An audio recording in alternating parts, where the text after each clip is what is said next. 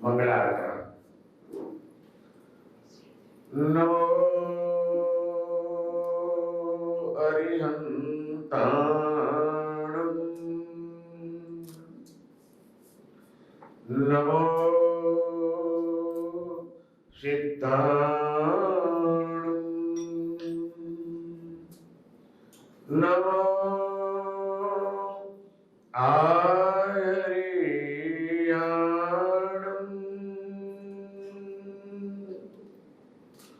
नमो उवज्जायाणं,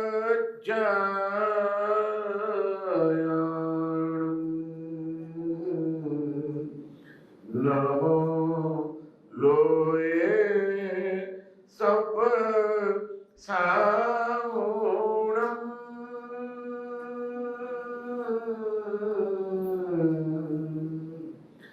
ईशो पंचमुखारो सर्वपावपणासनो,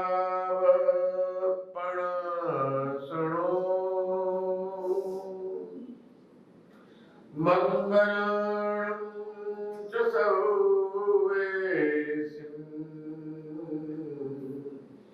पठनं हवये मंगलम्।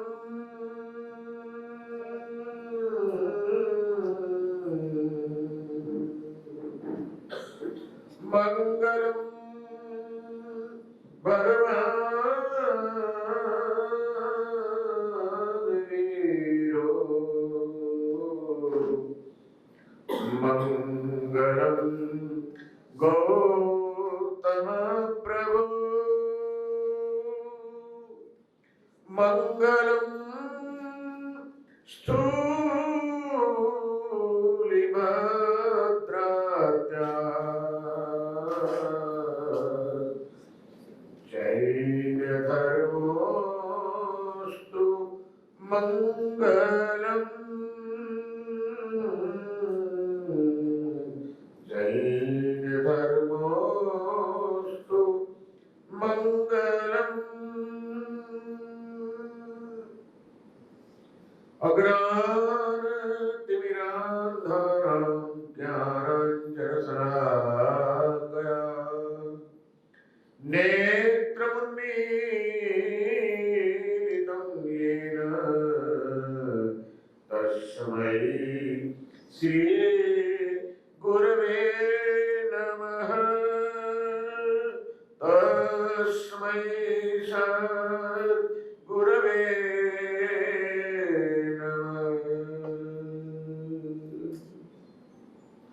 या देवी स्तूयते नित्यं विभूतैर्वेदपारगैः, सा मे भवतु जिह्वाग्रे ब्रह्मरूपा सरस्वती।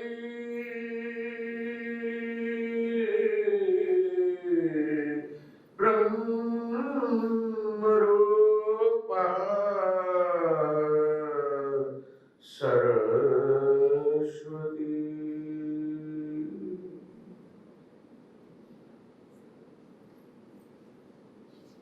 हरिहाय नवपयाय जायता हिय कमलमज्जं मे, श्री सिद्धचक्रवाप मुत्तमं किं बीजं पेमि।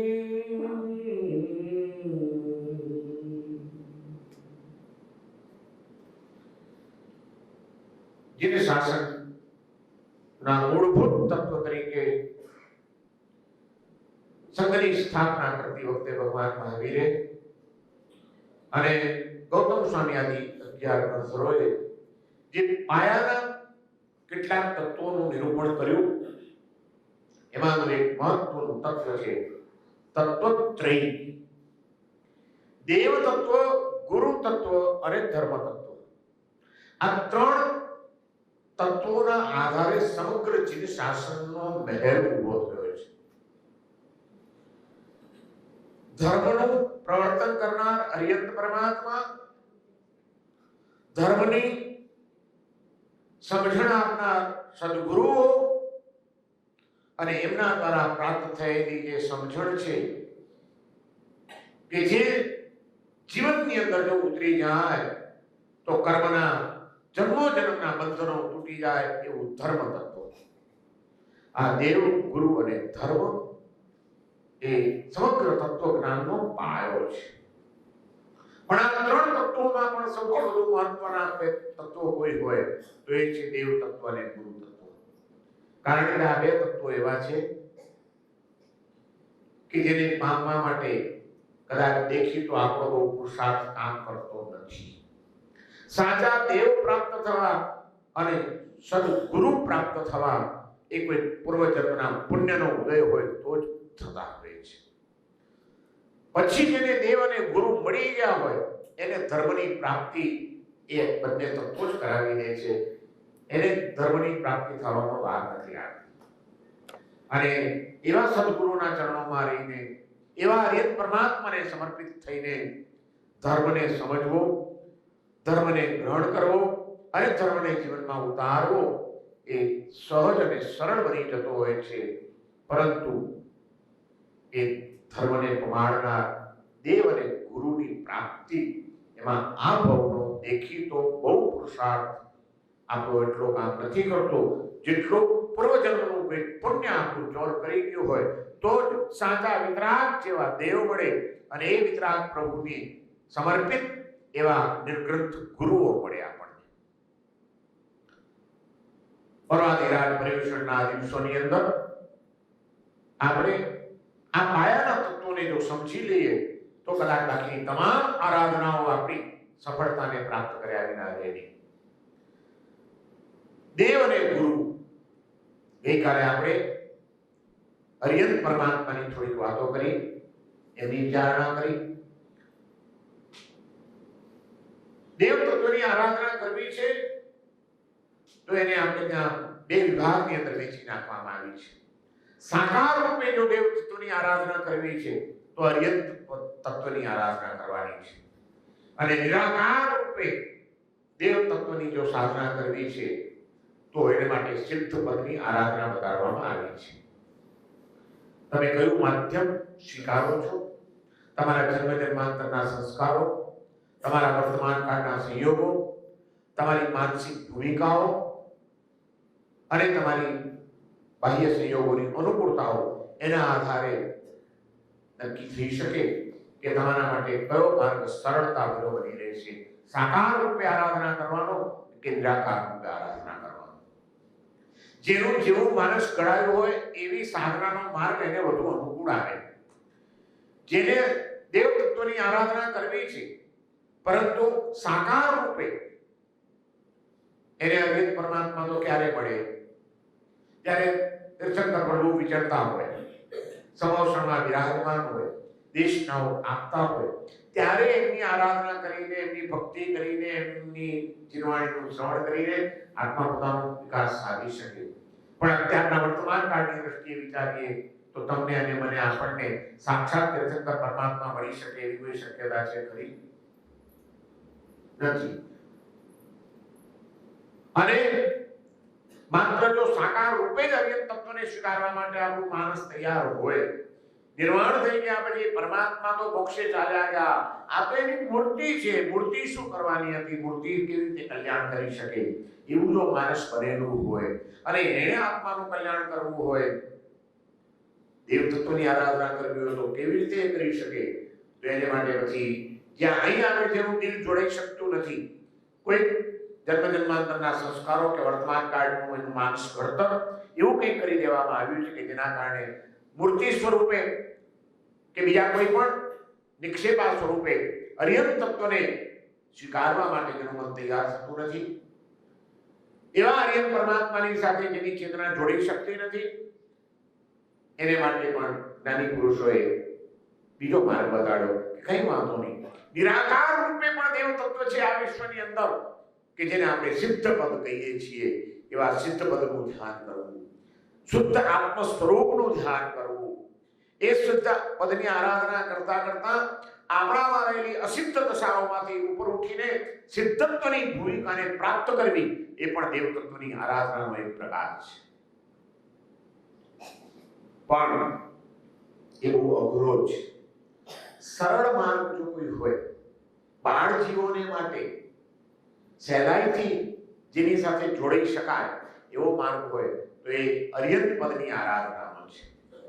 ધ્યાન દ્વારા દિવ્ય તત્વની અનુભૂતિ કરવી એ બધાનું કાર્ય નથી અને એ સહેલું પણ નથી, પરંતુ દર્શન દ્વારા, પૂજન દ્વારા, સ્તવન દ્વારા, કીર્તન દ્વારા, ભક્તિ દ્વારા એ તત્વની સાથે ધીમે ધીમે એકાકાર થતા દેહ ભાનને ભૂલાવવું, સ્થૂળ જગતના ભાનને ભૂલાવવું, પોતાના અનાદિકાળના સંસ્કારોનું પરિવર્તન કરવું એ સરળ બની શકે છે જો આ બધા માધ્યમોને સ્વીકારવામાં આવે તો.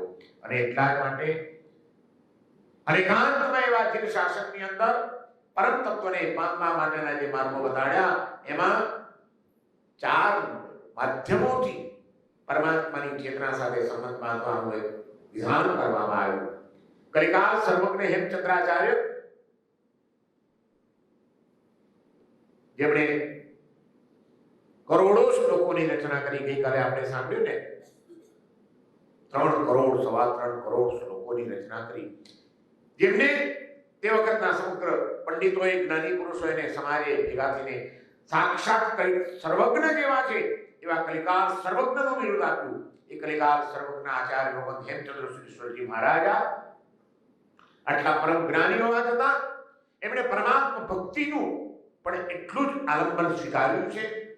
અને એમના હૃદયમાં ઉછળતી પ્રભુ ભક્તિ, એ પ્રભુ ભક્તિ એક સ્તોત્ર રૂપે જ્યારે પ્રગટ થઈ ત્યારે એમાંથી આપણને સકલાહરસ સ્તોત્રની પ્રાપ્તિ થઈ કે જેમાં 24 તીર્થંકરોને ભાવપૂર્વકની વંદના કરવામાં આવી છે અને એમની વિશેષતાઓના દર્શન કરાવવામાં આવ્યા છે. પણ એ 24 તીર્થંકરોની સ્તુતિ કરતા પહેલા સકલાહરસ સ્તોત્રના પ્રારંભમાં હેમચંદ્રાચાર્ય એક શ્લોક મૂકી દીધો.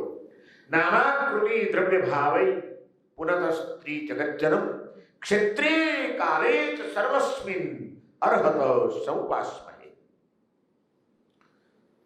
જગતના સર્વ જીવોને સર્વ કાળમાં, કોઈ પણ કાળ હોય, કોઈ પણ ક્ષેત્ર હોય,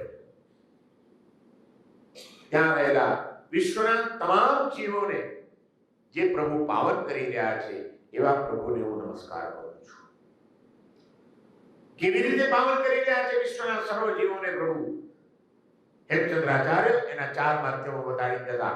નામાકૃતિ દ્રવ્ય ભાવે, નામ નિક્ષેપાના માધ્યમથી, સ્થાપના નિક્ષેપાના માધ્યમથી, દ્રવ્ય નિક્ષેપાના માધ્યમથી અને ભાવ નિક્ષેપાના માધ્યમથી.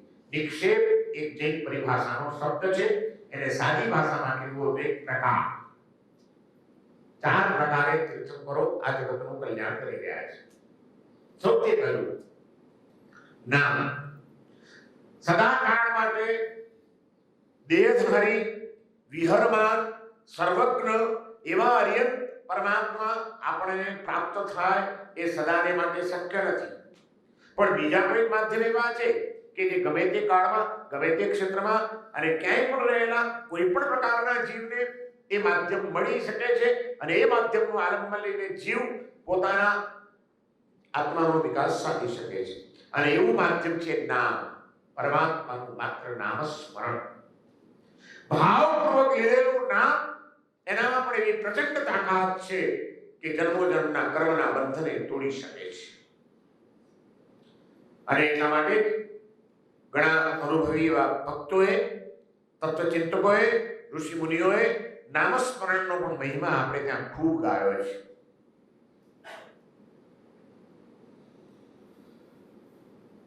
એક બાજુ બધી સાધના મૂકો અને એક બાજુ ભાવપૂર્વક પરમાત્માનું નામસ્મરણ મૂકો.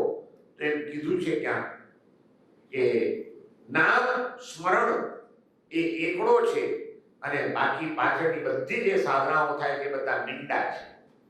મીંડા ગમે એટલા લાગે પણ આગળ એકડો ન હોય તો એ મીંડાની કોઈ કિંમત કરી બેસે. અને એક એકડો લાગ્યો હોય તો પછી એક મીંડું મુકાય તો પણ એકડાની કિંમત કેટલી થઈ જાય? 10 ગણી. બીજું મીંડું મુકાય એટલે કેટલી થઈ જાય? 100 ગણી. ત્રીજું મીંડું મુકાય એટલે 1000 ગણી. ફટાફટ દશાંકમાં વૃદ્ધિ થતી જાય. અને એટલા માટે કીધું કે રામ નામ કો અંક હૈ, સબ સાધન હૈ શૂન્ય. રામ નામ કો અંક હૈ, આંકડો છે રામ નામ. प्रभु नामे। राम नाम को अंक है, सब साधन है सून। अंक गए कछु हाथ नहीं। अंक निकली जाए तो हाथ में नहीं ना रहे। अंक गए कछु हाथ नहीं, अंक रहे 10 ગુણ અને આંકડો મુકાઈ જાય તો 10 ગુણ થઈ જાય। આ તાકાત છે પરમાત્માના નામ સ્મરણમાં। આ તાકાત છે એ નામની સાથે જોડાયેલા મંત્રોમાં। ભાવપૂર્વક, શ્રદ્ધાપૂર્વક, વિધિપૂર્વક અને હૃદયના ઉછળતી ભક્તિપૂર્વક પરમાત્માનું નામસ્મરણ કરવામાં આવે તો શું ચમત્કારો ન સર્જી શકે। અર્યંતની ચેતના સાથે સંબંધ બાંધવો હોય તો પહેલો પ્રકાર છે નામ। ચંદનવાળાએ માત્ર નામના માધ્યમથી મહાવીરની ચેતના સાથે સંબંધ બાંધ્યો। મહાવીરને એના આંગણે આવીને ઊભા રહેવું પડ્યું। આ તાકાત હતી। ભક્તની ભક્તિ જ્યારે પરાકાષ્ઠાએ પહોંચે ત્યારે પરમાત્માને પણ ખેંચાઈને આવવું પડે છે। જેમ નામનો માધ્યમ તાર બની શકે છે એમ સ્થાપના નિક્ષેપો, પરમાત્માની મૂર્તિ, પરમાત્માનું ચિત્ર, પરમાત્માની આકૃતિ એ પણ એવું જ પ્રબળ આલંબન છે। સૌને સદાને માટે પરમાત્મા ન મળે અને પરમાત્માની મૂર્તિ પણ કદાચ બધાની પાસે ન હોય તો પરમાત્માનું ચિત્ર, પરમાત્માનો ફોટો, પરમાત્માની આકૃતિ એનું આલંબન લઈને પણ વ્યક્તિ ઘરમાં રહીને પણ સાધના કરી શકે છે કે નહીં, એમાં લીન થઈ શકે છે કે નહીં, એની સાથે ત્રાટક કરીને સંસારને ભૂલી શકે છે કે નહીં। આ આકૃતિ એટલે સ્થાપના। મૂર્તિમાં, ચિત્રમાં પરમ તત્વની સ્થાપના કરવામાં આવે ત્યારે સ્થાપના નિક્ષેપે અર્યંત બની જતા હોય છે અને એવા અર્યંતો પણ આ જગતનું કલ્યાણ કરવા માટે સમર્થ છે। અને આ દેશમાં જીવન જીવતા આર્દ્ર કુમારને સાક્ષાત મહાવીર નહોતા મળ્યા, પણ એક તબક્કો એવો આવી ગયો, એના પુણ્ય કર્મનો કોઈ ઉદય જાગ્યો। મેં તમને પહેલા જ કીધું કે દેવ અને ગુરુ પુણ્યના ઉદયથી મળે છે, એમાં બહુ પુરુષાર્થ કામ નથી કરતો હતો। અને આ દેશમાં રહેલો આર્દ્ર કુમાર એને કોઈ જીન ધર્મ સાથે, પરમાત્માની સાથે, વિતરાગ તત્વની સાથે કોઈ લેવા દેવા નથી। એને નામ પણ સાંભળ્યું નહોતું કદાચ, પણ પ્રાચીન કાળમાં પણ એક પદ્ધતિ હતી। દૂર દૂર રહેલા બે વ્યક્તિઓ જ્યારે એકબીજાની વિશેષતાઓ સાંભળવા મળે, જાણવા મળે ક્યાંકથી, ત્યારે એકબીજાની સાથે કોન્ટેક્ટ સ્થાપિત કરવા માટે પત્ર વ્યવહાર કરતા હતા અને એને નામ આપવામાં આવ્યું હતું પત્ર મૈત્રી। રૂબરૂ મળ્યા નથી, રૂબરૂ જોયા નથી, પણ કાગળથી આજે બી તમે જોજો ઘણા એવા છોકરાઓ જોયા છે કે જેને જોઈ ન હોય વ્યક્તિને અને છતાં એની સાથે એવું એનો લગાવ થઈ જાય, કલાકોના કલાકો સુધી બેસીને એની સાથે ચેટિંગ કરતા હોય, ફોન બી કરતા હોય। એને પૂછો કોણ છે તો કે મારો ફોરેનનો એક મિત્ર છે। તું મળ્યો છે એને? ના, હું મળ્યો તો નથી, પણ મારો ખાસ દોસ્ત છે। એટલે ક્યાંથી દોસ્ત થઈ ગયો? પણ તારો કે એને જોયો નથી, તું એને જાણતો નથી, ખાલી પત્ર મૈત્રી, એકબીજા પ્રત્યેનું એક આકર્ષણ। આ પત્ર મૈત્રી પ્રાચીન કાળમાં પણ હતી, આજના છોકરાઓ કરે છે એવું નથી। મગધના રાજકુમાર અભયકુમાર અને અનાર્ય દેશમાં રહેલો આર્દ્ર કુમાર બંને સમર્થ રાજકુમારો હતા, બુદ્ધિશાળી હતા। અને એ વખતે સમય હતો કે જ્યારે એક દેશના ઉત્પાદનો, કરિયાણાઓ, મસાલાઓ વાહનોમાં ભરી ભરીને સાત સોદાગરો બીજા દેશમાં વેચવા જાય અને ત્યાંની વસ્તુઓ લાવીને આ દેશમાં વાંચે, એ રીતે વ્યાપારો ચાલતા હતા। અને એમાંથી અભયકુમાર અને આર્દ્રકુમારને જે વેપારીઓ આવાગમન કરતા હતા એમની સાથે પત્રો લખી લખીને એકબીજાની સાથેની પત્ર મૈત્રી જોડાઈ ગઈ। અને એક દિવસ એ દરિયો ખેડીને દરિયા પાર જનાર એક સાત સોદાગર રાજસભામાં આવે છે। મહારાજા શ્રેણીકને કહે છે કે મહારાજા, હું જઈ રહ્યો છું આ દેશોની અંદર, ત્યાંનું કંઈ કામકાજ હોય તો ફરમાવો, આનંદ થશે। રાજસભામાં બેઠેલો અભયકુમાર એને ત્યાં નામ સાંભળ્યું, એને થયું કે ઓ, ત્યાં તો મારો મિત્ર રહે છે, આર્દ્રકુમાર રાજકુમાર ત્યાંનો મારો મિત્ર છે, તો કે તમે ત્યાં જવાના છો? મારે એક કામ છે, ત્યાં મારો મિત્ર રહે છે, ત્યાંનો રાજકુમાર આર્દ્રકુમાર એનું નામ છે, એને મારે એક ગિફ્ટ મોકલવી છે, ગિફ્ટનું બોક્સ એક તમે લઈ જશો? રાજકુમારને કોણ ના પાડે? સાસ સોદાગરે કીધું ચોક્કસ લઈ જઈશું, કેમ નહીં? અને તે વખતે અભયકુમાર પોતાના મિત્રને માટે એક નાનકડી ગિફ્ટ મોકલે છે. શું મોકલ્યો છે? ભગવાનનો ભક્ત છે, શ્રેણીક મહારાજા પરમાત્મા મહાવીરના પરમ ભક્ત છે, અને પિતાની સાથે સાથે જતા અભયકુમાર પણ પરમાત્મા મહાવીરની વાણી સાંભળીને પરમ ભક્ત બનેલા છે. અને પ્રભુનો ભક્ત એ સંસારનો પણ કોઈ વ્યવહાર કરે તો એ વ્યવહારમાં પણ ધર્મ આવે કે નહીં? હા પાડો છો કે ના પાડો છો?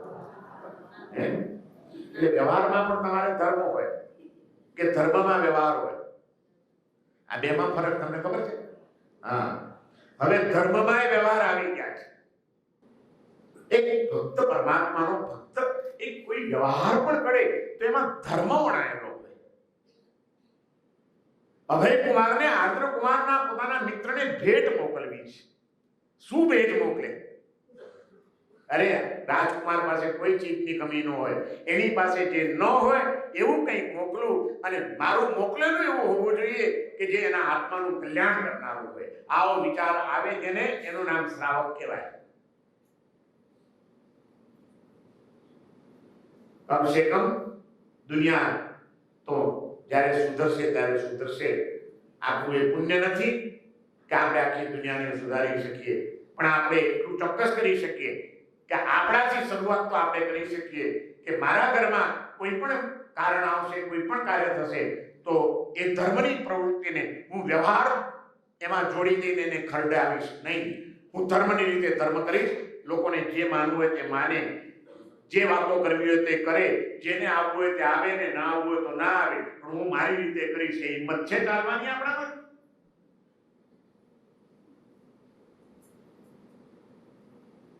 અભયકુમાર એક બોક્સ તૈયાર કરે છે. એક સારા ઝવેરીની પાસે જઈને એની પાસેથી સ્ફટિક રત્નની વિતરાગ પ્રભુની એક મૂર્તિ લઈ આવે છે. જ્વેલરી બોક્સની અંદર એને પેક કરી, ગિફ્ટ પેક કરી અને પેલા સાસ સોદાગરને આપે છે કે આ બોક્સ લઈ જજો અને એ દેશની અંદર ત્યાં રાજસભામાં જજો, ત્યાંના રાજકુમાર છે આર્દ્રકુમાર, એને તમે આ બોક્સ ભેટ આપજો અને કહેજો કે મગધના રાજકુમાર આર્દ્રકુમારે આ તમને ભેટ મોકલી છે. અને અભયકુમારની ભેટ લઈને સોદાગર જાય છે. એ દેશમાં પહોંચી પોતાના ધંધાના કામો પતાવી અને રાજસભામાં જાય છે. મહારાજાને મળીને શ્રેણીક મહારાજાની કુશળતાના સમાચાર આપે છે અને પછી આર્દ્રકુમારને જોઈ અને કહે છે કે આપ જ છો આર્દ્રકુમાર? હા, હું મગધથી આવું છું. મગધ સમ્રાટ શ્રેણીકના સુપુત્ર અમારા મગધના રાજકુમાર આર્દ્રકુમારે આપના માટે ગિફ્ટ મોકલી છે. એમ કરીને બોક્સ આપે છે. આર્દ્રકુમારને આનંદ થઈ જાય છે. મારા મિત્રે મને કઈ ગિફ્ટ મોકલી. ગિફ્ટ તો કોઈને પણ ગમે આપી હતો, પણ જ્યારે દૂર દેશનો કોઈ માણસ યાદ કરીને તમને કંઈક ગિફ્ટ મોકલે ત્યારે એ બોક્સ ખોલતા પણ કેટલા આનંદના અનુભવ થાય. અરે તરત ખુશ થઈ ગયો છે. ખબર નહીં એણે શું મોકલ્યો છે, બધાની વચ્ચે ક્યાં ખોલે. એટલે સીધો બોક્સ લઈને રાજસભામાંથી નીકળી જાય છે, ઘરે જાય છે.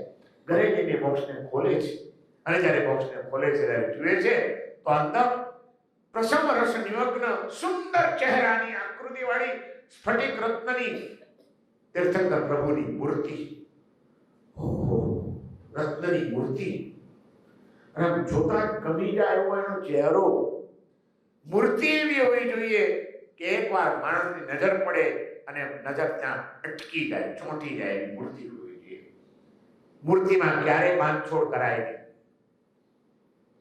આપણી આપણે જીન શાસનની અંદર ધર્મ ભાવના ઘણી છે, પણ કળા ભાવનાનો જે વિકાસ થવો જોઈએ એ જોઈએ એટલો નથી થયો.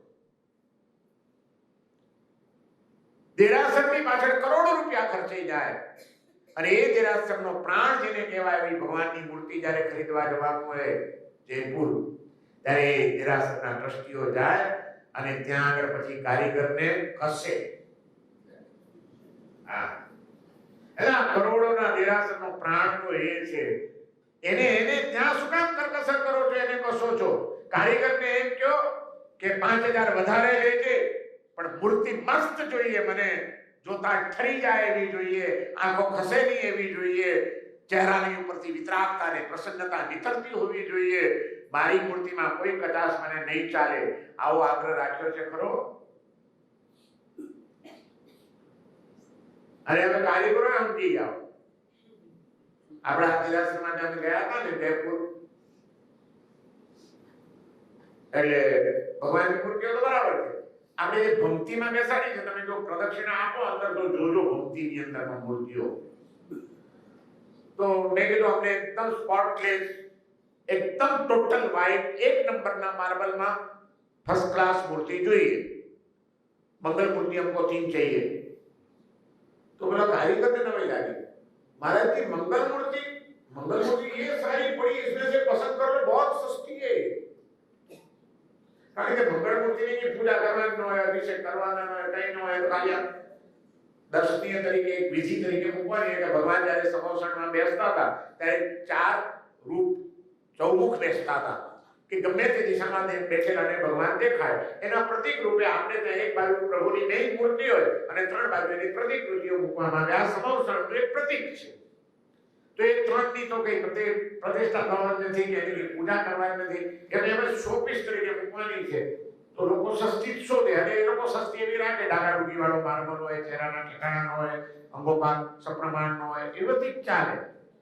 એટલે અમને પેલા કારીગરોએ કીધું કે મહારાજજી मंगल मूर्ति चाहिए ना आपको, तो ये ऐसी क्यों ले रहे हो, ये तो बहुत महंगी पड़ेगी आपको, ये सस्ती है, ये ले जाओ. मैं तो हमको भगवान सस्ते नहीं चाहिए, भगवान हमको महंगे ही चाहिए. તમે જોજો આપણી મંગલ મૂર્તિઓ ગુણનાયક તરીકે ક્યાંક બેસી શકે, નાના એવી સુંદર મૂર્તિઓ છે, બેસ્ટ ક્વોલિટીની. શા માટે ભગવાનમાં કરકસર? દેરાસરમાં આટલા રૂપિયા ખર્ચી નાખ્યા પછી ભગવાનને આપણે કસીને લઈએ, અને એ કસીને લીધા પછી એ ભગવાન બેસે ત્યારે ભાવ શું આવે તમને? જ્યાં ઉમળકો હોય ભગવાનને લેવાનો પણ, ત્યાં પછી એને પૂજવાનો ઉમળકો જુદો આવે. આર્દ્ર કુમારને સ્ફટિકની મૂર્તિ મળે છે, મૂર્તિનો ચહેરો જુએ છે, મૂર્તિની સ્ફટિકની ક્વોલિટી જુએ છે, જખારા મારથી ક્લિયર સ્ફટિક ક્લીન, જોતાની સાથે ખુશ થઈ જાય છે. ઓહ કેટલી સરસ છે, આંખો પડી થઈ જોઈએ, આ મારા ભગવાન, વાહ શું તેજ છે, કેવી હાથમાંથી કરુણા થાય છે, હમણાં બોલશે એમ લાગે છે. ભગવાનને જોઈને પ્રેમ થઈ જવો જોઈએ ભગવાન પ્રત્યે. આર્દ્ર કુમાર ભગવાનની મૂર્તિ જોતાની સાથે સ્તબ્ધ થઈ જાય છે. ઓહો કેટલી સરસ મૂર્તિ છે.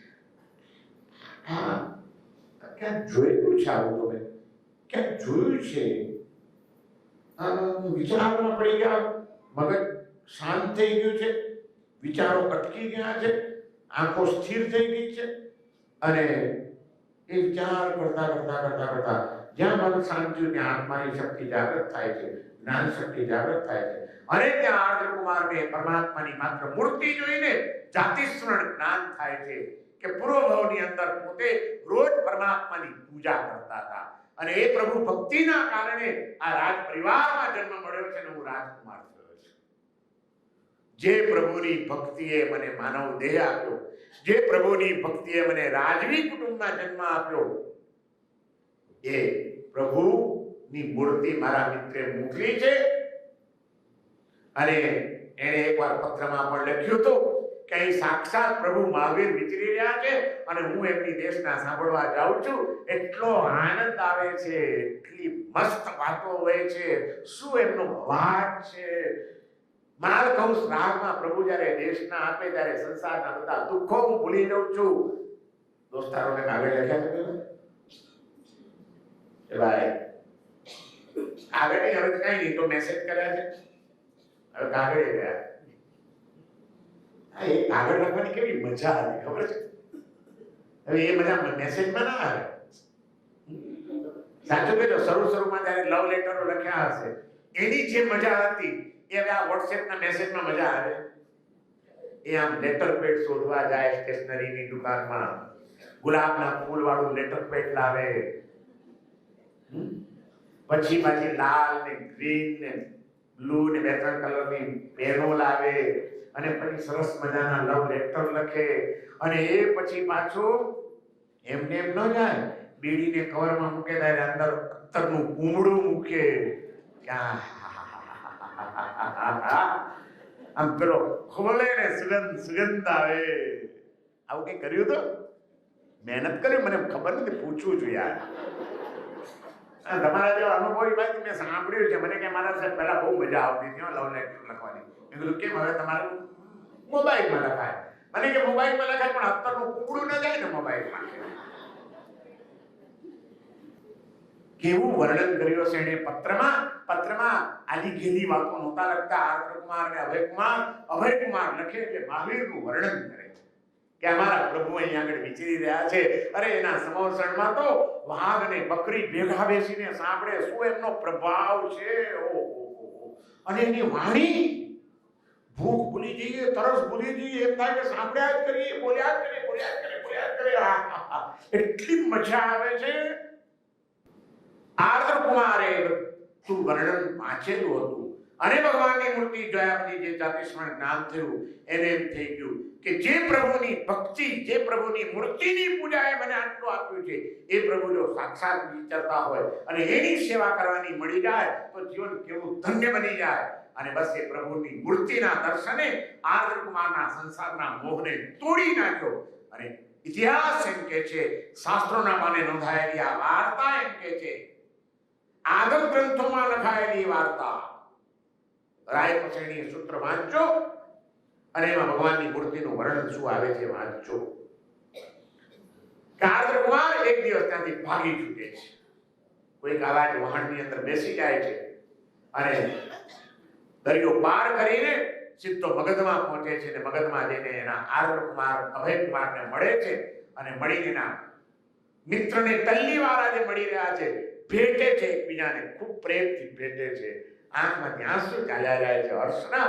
અને અભયકુમાર તરત જ આર્દ્રકુમારને કહે છે કે દોસ્ત, સારું કર્યું તું અહીં આવી ગયો. હા, પણ મને તારા ભગવાન પાસે લઈ જા. તું કેટલું બધું સરસ લખતો તો મારી ભગવાનની દુઆ છે. મને લઈ જા, મહાવીરની પાસે લઈ જા. અને અભયકુમાર આર્દ્રકુમારને ભગવાન મહાવીરની પાસે લઈ જાય છે. મહાવીરની પ્રભુની પાસે પહોંચ્યા પછી ક્ષેત્રે કાલે સર્વસ્મિન અર્હત સમુપાસ્મહે, સર્વ કાળમાં અને સર્વ ક્ષેત્રમાં પરમાત્મા પાવન કરી રહ્યા છે આ વિશ્વને. અનાર્ય દેશમાં રહેલા આર્દ્રકુમારને સ્થાપના નિક્ષેપે પ્રભુએ કલ્યાણ કરી દીધું. આર્દ્રકુમાર પ્રભુને જોઈને, પ્રભુની દેશના સાંભળીને,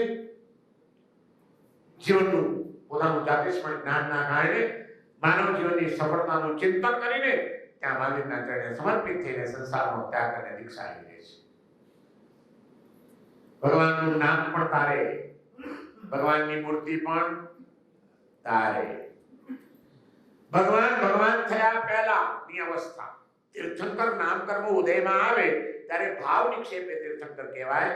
પણ એ કેવળ જ્ઞાન નથી થયું, તીર્થંકર નામ કર્મ ઉદયમાં નથી આવ્યું. એ પહેલાની એમની જે સાધક અવસ્થા અને તીર્થંકર નામ કર્મ ભોગવાઈ જાય અને પ્રભુનું નિર્માણ થઈ જાય, એ પછી એની સિદ્ધ અવસ્થા એટલે કે પૂર્વ અવસ્થા અને પશ્ચાત અવસ્થા, એને આપણી જૈન પરિભાષામાં દ્રવ્ય નિક્ષેપો કહેવામાં આવે. પાણીથી ભરેલું માટલું હોય ત્યારે એને ઘડો કહેવામાં આવે. ભાવ નિક્ષેપે ઘડો જ્યારે વપરાતું હોય, માટલું પાણીથી ભરેલું હોય, પાણી આરા મૂકેલું હોય ત્યારે ભાવ નિક્ષેપે માટલું કહેવાય. પણ એ હજી માટલું બન્યું નથી, માટી રૂપે કુંભારને ત્યાં પડ્યું છે. ત્યારે માટીનો ઢગલો એ જોઈને પણ જૈન તત્વજ્ઞાનનો અભ્યાસ એમ કહી શકે કે આ દ્રવ્ય નિક્ષેપે માટલું છે, કારણ કે એમાંથી માટલું બનવાનું છે, એની પૂર્વ અવસ્થા છે. અને એ માટલું ઘરમાં વપરાય છે ને વપરાતા કોઈક દિવસ સાફ કરતા પડ્યું, તૂટી ગયું ને ઠીકરા થઈ ગયા. હવે એમાં પાણી ભરાવાનું છે, એ ભાવ નિક્ષેપે માટલું થશે નહીં. પણ એ માટલાની પછીની અવસ્થા ઠીકરા રૂપે, ત્યારે પણ દ્રવ્ય નિક્ષેપે એ માટલું કહી શકાય. આ પૂર્વ અવસ્થા અને પશ્ચાત અવસ્થા એની જૈન પરિભાષામાં દ્રવ્ય નિક્ષેપો કીધેલો છે. એવા દ્રવ્ય નિક્ષેપે પણ તીર્થંકરનો આત્મા જગતનું કલ્યાણ કરે છે સર્વકાળમાં અને સર્વક્ષેત્રમાં. અને એ વાત આપણને ચંડ કૌશિકના જીવનમાં જોવા મળે છે. આપણે ખાલી અત્યારે મહાવીરને કહીએ છીએ. નામ નિક્ષેપે ચંદનાને મળ્યા, સ્થાપના નિક્ષેપે કોનું કલ્યાણ કર્યું? આદ્ર કુમાર, અને પછી મહાવીર સાક્ષાત મળ્યા. દ્રવ્ય નિક્ષેપે ચંડ કૌશિકને, જ્યારે હજી તો એમનો સાધના કાળ ચાલી રહ્યો હતો અને વિહારો કરતા હતા, મૌન હતું. પછી તો રોજ દેશના આપતા હતા, પણ જ્યારે ચંડ કૌશિકને મળ્યા છે ત્યારે તો એમનો નિયમ હતો દીક્ષા લીધી એ દિવસથી જ્યાં સુધી કેવળ જ્ઞાનની પ્રાપ્તિ નહીં થાય ત્યાં સુધી લગભગ મૌન રહીશ. અને એ રીતે ચંડ કૌશિકના દર પાસે પહોંચ્યા છે.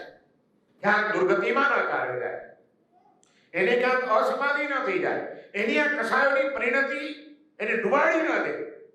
આ કરુણા ભાવના જાગવાથી મૌન રહેવાની પ્રતિજ્ઞા ધારણ કરેલા, સંકલ્પ લીધેલા મહાવીર પ્રતિજ્ઞાને પણ તોડે છે. બુજ્જ ચંડ કોશિયા કહીને ચંડ કૌશિકને પ્રતિબોધિત કરી દે છે. આ દ્રવ્ય નિક્ષેપે મળ્યા, તીર્થંકર થયા પહેલા એનું કલ્યાણ કર્યું, અને તીર્થંકર થયા પછી તો તરત જ ફટાફટ કામ શરૂ થઈ ગયું. સૌથી પહેલા ગૌતમ સ્વામીના અહંકારને તોડી નાખ્યો, કેટલાઓને તાર્યા. નામ સ્થાપના દ્રવ્યને ભાવ ચારે નિક્ષેપા દ્વારા હે પ્રભુ આવા જગતનું કલ્યાણ કરી રહ્યા છો એવી કિલકાર સ્વરૂપે હેમચંદ્રાચાર્ય સકલારસ સૂત્રની અંદર પ્રભુની સ્તુતિ કરે છે. આપણને પ્રભુની મૂર્તિમાં પણ જો પ્રભુના દર્શન કરતા આવડે, સાક્ષાત પ્રભુની જેવી દિવ્ય શક્તિ આમાં પણ રહેલી છે એ ભાવ જો જાગૃત કરતા આવડે તો આપણા માટે શ્રેષ્ઠ આનંદ છે. પરમાત્મા પાવન કરી જ રહ્યા છે આ જગતને. અર્યંત આ જગતમાં કલ્યાણ કરનારા છે. આ વિશ્વાસ હોવો જોઈએ કે મારા આત્માનું કલ્યાણ પરમાત્માથી જ થવાનું છે. બીજું બધું કદાચ દુનિયામાં ગમે ત્યાંથી મળી શકશે, પણ આત્મકલ્યાણની તાકાત મારા પ્રભુ સિવાય બીજા કોઈનામાં નથી કે જે મારું આત્માનું કલ્યાણ કરી શકે. એ એક જ માત્ર પ્રભુ છે. બસ એને શરણે ચાલ્યો જો, મારું સમગ્ર જીવન એને સમર્પિત કરી દઉં, એની ખાતર જે કરવું પડે તે બધું જ કરવા તૈયાર થઈ જવું. આવો સમર્પણનો ભાવ જ્યારે આપણને વિતરાગ પ્રભુની પ્રત્યે આવી જાય ત્યારે પરમાત્મા આપણું કલ્યાણ કરવા તૈયાર જ બેઠા છે. હરિયંત કેવી રીતે આપણા આરાધ્ય દેવ, મેં કીધું ને કે સાકાર રૂપે આરાધના કરવી છે તો હરિયંતની આરાધના કરવાની છે. એ આકાર છે. કાં ભાવ નિક્ષેપે પણ મળે, કાં મૂર્તિ નિક્ષેપે પણ મળે. અને એ આલંબન સહેલું છે. આંખો મીચીને નિરાકાર રૂપે પરમાત્માનું ધ્યાન કરવું અઘરું છે. એવી આપણી ભૂમિકા નથી. આંખો બંધ કરીને બેસશો ને કંઈક ને કંઈક ભગવાન નહીં દેખાય, ભલે ભગવાનની મૂર્તિ નથી જોવી તો બીજું જ કંઈક દેખાવા લાગશે બધું પાછું. એટલું મન આપણું સ્થિર થઈ શકતું નથી. પણ ભગવાનની મૂર્તિની સામે ત્રાટક કરીને બેસવું તો આપણે બેસી શકીએ છીએ. સુંદર મૂર્તિઓ તો એની સામે આપણું મન સ્થિર થઈ શકે છે. એની ભક્તિ સ્તુતિ કરતા કલાક ક્યાં ચાલી જાય એની ખબર ન પડે એવું બની શકે છે. તો આપણા માટે સરળ આગમન છે. એટલા માટે પરમાત્મા અર્યંતની ભક્તિ આ દેવ તત્વની ઉપાસના છે સાકાર રૂપે. અર્યંતનો ગુણ શું?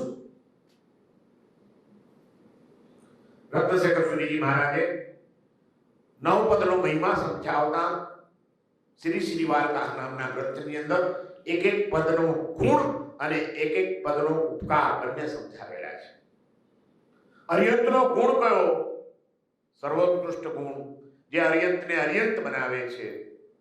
મેં ગઈકાલે કહ્યું હતું કરુણા. જેની આરાધના કર્યા વિના કોઈ પણ તીર્થંકર નામ કર્મ નિકાલિત કરી શકતા નથી. એવો અરિહંતનો કોઈ મુખ્ય ગુણ હોય તો તે છે કરુણા. જગતના સર્વ જીવો પ્રત્યેની એક સરખી કરુણા, વાત્સલ્ય, પ્રેમ એમનું ગુણ થયો. પણ એનો આપણી પર ઉપકાર શું એનું પણ વિશેષણ આપ્યું. મગ્ગો અવિપણાસો. અરિહંતનો ઉપકાર એ માર્ગદેશક છે. અરિહંત પોતે અરિહંત થયા પછી તમારે પણ જો અરિહંત થવું હોય તો શું કરવું જોઈએ? એનો અરિહંત થવાનો માર્ગ બતાવનાર જો કોઈ હોય તો એ અરિહંત પરમાત્મા છે. અને હરિભદ્ર સુરીજી મહારાજ જેવા વિદ્વાન જ્ઞાની પુરુષોએ તો મગ્ગો શબ્દનો અર્થ બે કર્યા છે. એક એમણે કીધું કે મગ્ગો એટલે માર્ગ બતાડનાર, માર્ગદેશક, અને બીજો અર્થ બતાડ્યો કે મગ્ગો એટલે માર્ગદેશક નહીં, માર્ગ બતાડે નહીં, અરિહંત પોતે જ માર્ગ છે. તમે અરિહંતને પકડી લો, પતી ગયું, માર્ગ જ મળી ગયો તમને, તમારું કલ્યાણ થઈ જશે. સ્વયં પોતે માર્ગ છે અને મુક્તિનો માર્ગ બતાડનારા છે. આ અરિહંતનો ગુણ છે મગ્ગો, માર્ગદેશક. કેટલાને એમણે માર્ગદર્શન કર્યું. મેં ગઈકાલે થોડીક વાતો કરી હતી કે મેઘ કુમાર નું કર્યું, ચંડ કૌશિક નું કર્યું, ચંદનવાળા નું કર્યું, સંગમદેવ પ્રત્યે કરુણા કરી, ગોશાળા પ્રત્યે કરુણા કરી, સૌની પ્રત્યે એમણે કરુણા કરીને સૌને મોક્ષના માર્ગે આગળ જવામાં નિમિત્ત બન્યા પ્રભુ. એક એક પદ બોલીએ, નમો અરિહંતાણમ બોલીએ, અને એક જ દિવસના દીક્ષિત એ મેઘ મુનિ આવી જાય કે જે ચલિત થઈને ઘરે પાછા જવા તૈયાર થયા હોય ત્યારે ભગવાન એને પાછો માર્ગ બતાડે છે. મેઘ મુનિ, આ તમે શું વિચાર્યું? અરે તમે યાદ કરો તમારો હાથીનો પૂર્વ ભાવ. અને મેઘ મુનિની સ્થિરતા કરનારા મહાવીર આપણને દેખાય. નમો અરિહંતાણમ બીજું બોલીએ, અને સંગમદેવ 6 મહિનાના ઉપસર્ગ કરીને જતો હોય અને મહાવીરની આંખમાંથી આંસુ પડતા દેખાય. બે આંસુના ટીપા વાળો ચહેરો મહાવીરનો દેખાય અને નમો અરિહંતાણમ થઈ જાય. નમો અરિહંતાણમ બોલીએ, અને ગોશાળાની તેજોલેશ્યાથી કાળું પડી ગયેલું શરીર, લોહીના જાળા થઈ ગયેલા, એ પીડાથી પીડાતું મહાવીરનો દેહ, પણ છતાં મહાવીરનો આત્મા કેવો કરુણાથી છલોછલ ભરેલો કે ગોશાળા માટે પણ પ્રાર્થના કરી રહ્યા છે, એના દિલમાં ભાવના કરી રહ્યા છે, એની સદગતિ થજો, એને સમાધિ મળજો. કારણ કે તેજોલેશ્યા પાછી વળીને એની ઉપર જ ગઈ છે અને એનાથી અત્યારે પીડાઈ રહ્યો છે ગોશાળો. ત્યારે મહાવીર, મને બાળી નાખનાર, મને મારી નાખવાનો ભાવ કરનાર, હા લે મળ્યો તને આ પરચો મળ્યો ને, જે કરે એ પામે, એવું છે. એવો વિચાર નથી આવતો. પણ બિચારાએ અજ્ઞાનવશ ખોટા કર્મ બાંધી લીધા. એને પણ શાંતિ મળો, એને સમાધિ મળો, એને સદગતિ મળો, એ કરુણા કરતા મહાવીર દેખાય. ગોશાળાની પ્રત્યે કરુણાનો ભાવ આવતા નમો અરિહંતાણમ બોલીએ અને આપણું મસ્તક ઝૂકી જાય ગોશાળાની કરુણા કરનારા મહાવીર પ્રત્યે. અરિહંત મગ્ગો એ સ્વયં માર્ગ છે અને માર્ગના બતાડનારા છે, મુક્તિનો માર્ગ ચીંધનારા છે. એવા અરિહંત એ જ મારા માટે આરાધ્ય છે અને સર્વોત્કૃષ્ટ સ્થાને છે. આખા 9 પદની અંદર સેન્ટરમાં કોણ આવે? દેરાસરમાં તો પૂજા કરો છો ને, એવા સિદ્ધચક્રના ઘટનાની કોઈ પૂજા કરી છે? એ 9 પદ છે એમાં, પણ એમાં સેન્ટરમાં વચ્ચોવચ્ચ કોણ? અરિહંતને ઉપાડી તો બાકીના ચક્રડું રે ખરું. અરિહંત ન હોય તો સિદ્ધત્વનો માર્ગ કોણ બતાડે? અરિહંત ન હોય તો અરિહંતનું ધર્મ શાસન ચલાવનાર આચાર્ય ક્યાંથી આવે? ઉપાધ્યાય કોણ આવે? અરિહંતે દ્વાદ સંગીતનું નિરૂપણ ન કર્યું હોય તો એનું અધ્યયન કરાવનાર ઉપાધ્યાય આવી શકે ખરા? અરિહંત જ ન હોય ને સાધનાનો માર્ગ જ ન હોય તો સાધુ કોણ બને? અરિહંત ન હોય તો જ્ઞાન દર્શન ચારિત્ર નું અસ્તિત્વ ક્યાં રહે ધર્મનું? બધાના કેન્દ્રમાં કોણ છે? અરિહંત. અને એટલા માટે નવકાર મંત્રની અંદર સૌથી પહેલા અરિહંત બતાડ્યા છે. અપેક્ષાએ અરિહંત પણ કાયમ માટે જો અરિહંત રહેવાના નથી. અરિહંત પણ આખરે તો સિદ્ધ જ થવાના છે. અઘાતી કર્મોનો ક્ષય જ્યારે થઈ જશે, ઘાતી કર્મોનો ક્ષય થયો એટલે કેવળ જ્ઞાન થયું. બાકીના 4 અઘાતી કર્મો જે શરીરના સાથે જોડાયેલા છે એ પણ જ્યારે આયુષ્ય કર્મ પણ પૂરું થઈ જશે ત્યારે એ અર્યંત અર્યંત રહેશે?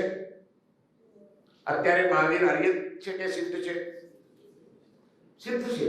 તો આખરે તો અર્યંતને પણ સિદ્ધ જ થવાનું છે. એટલે માનવ જીવનનું અંતિમ લક્ષ્ય જો હોય તો શું છે?